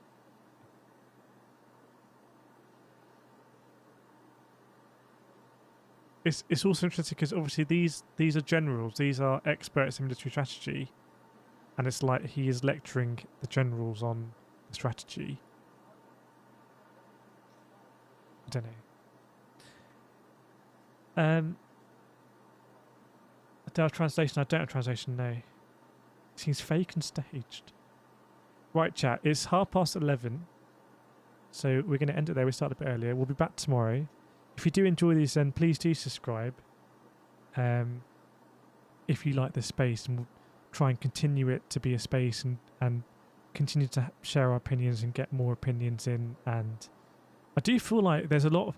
It's probably confirmation bias, but I do feel like there's a lot of things that we've identified that would be important in this war, like the battle for this airport and this airport, what happened on the first day, the struggle for Russia to actually control these cities and maybe miscalculations, the importance of the role of Belarus, air superiority. We were talking about NATO Article 5, the whether the Security Council is at threat, mutually assured destruction, all on the first day throughout. So I do feel like we are. It may be it probably is confirmation bias because we talk about so many things, but I do feel like we are very. This is a very unique space, actually. I do actually genuinely believe that. It's a very unique space we have, and it's all in the present.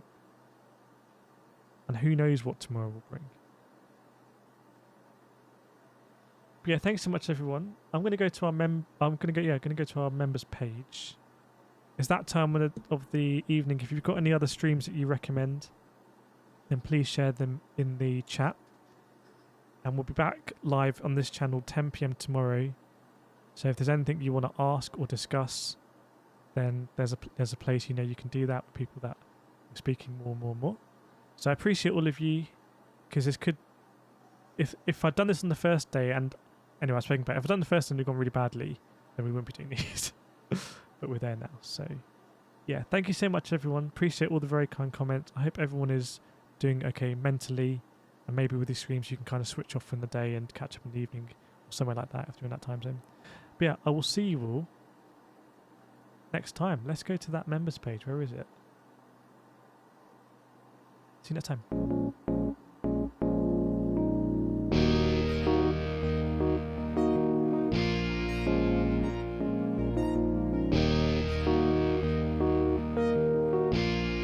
You are watching Kyiv card.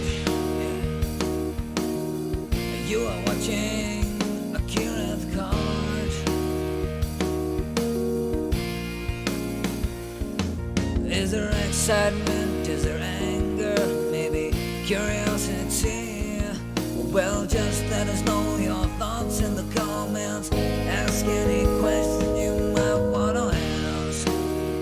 Is there excitement? Is there anger, maybe curiosity? Well, just let us know your thoughts in the comments. Ask any questions you might want to ask. If you like what you see, then go ahead and feel free to subscribe to our channel.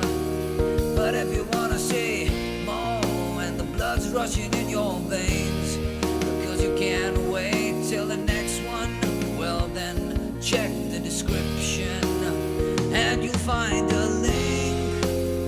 You will find a link to Discord,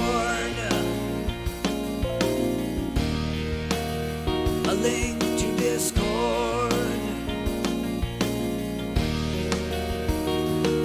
I know it may get difficult, things would seem dark, your mind frozen like a tree's bark, but that should stop us to thrive. Get to the top, win the gold, and the thrill won't stop, because this is Kyiv card. Kyiv card. You are watching a Kyiv card. Is there excitement? Is there anger? Maybe curiosity? Well, just let us know your thoughts in the comments. Ask any questions you might want to ask, because this is a Kyiv card.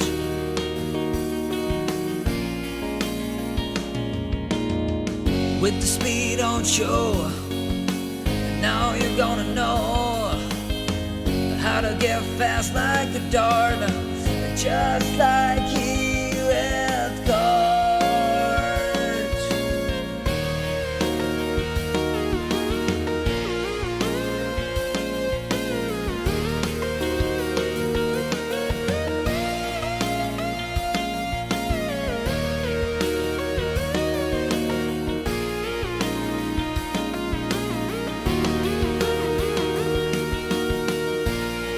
You are watching Kyiv card. You are watching a Kyiv card. You are watching Kyiv card.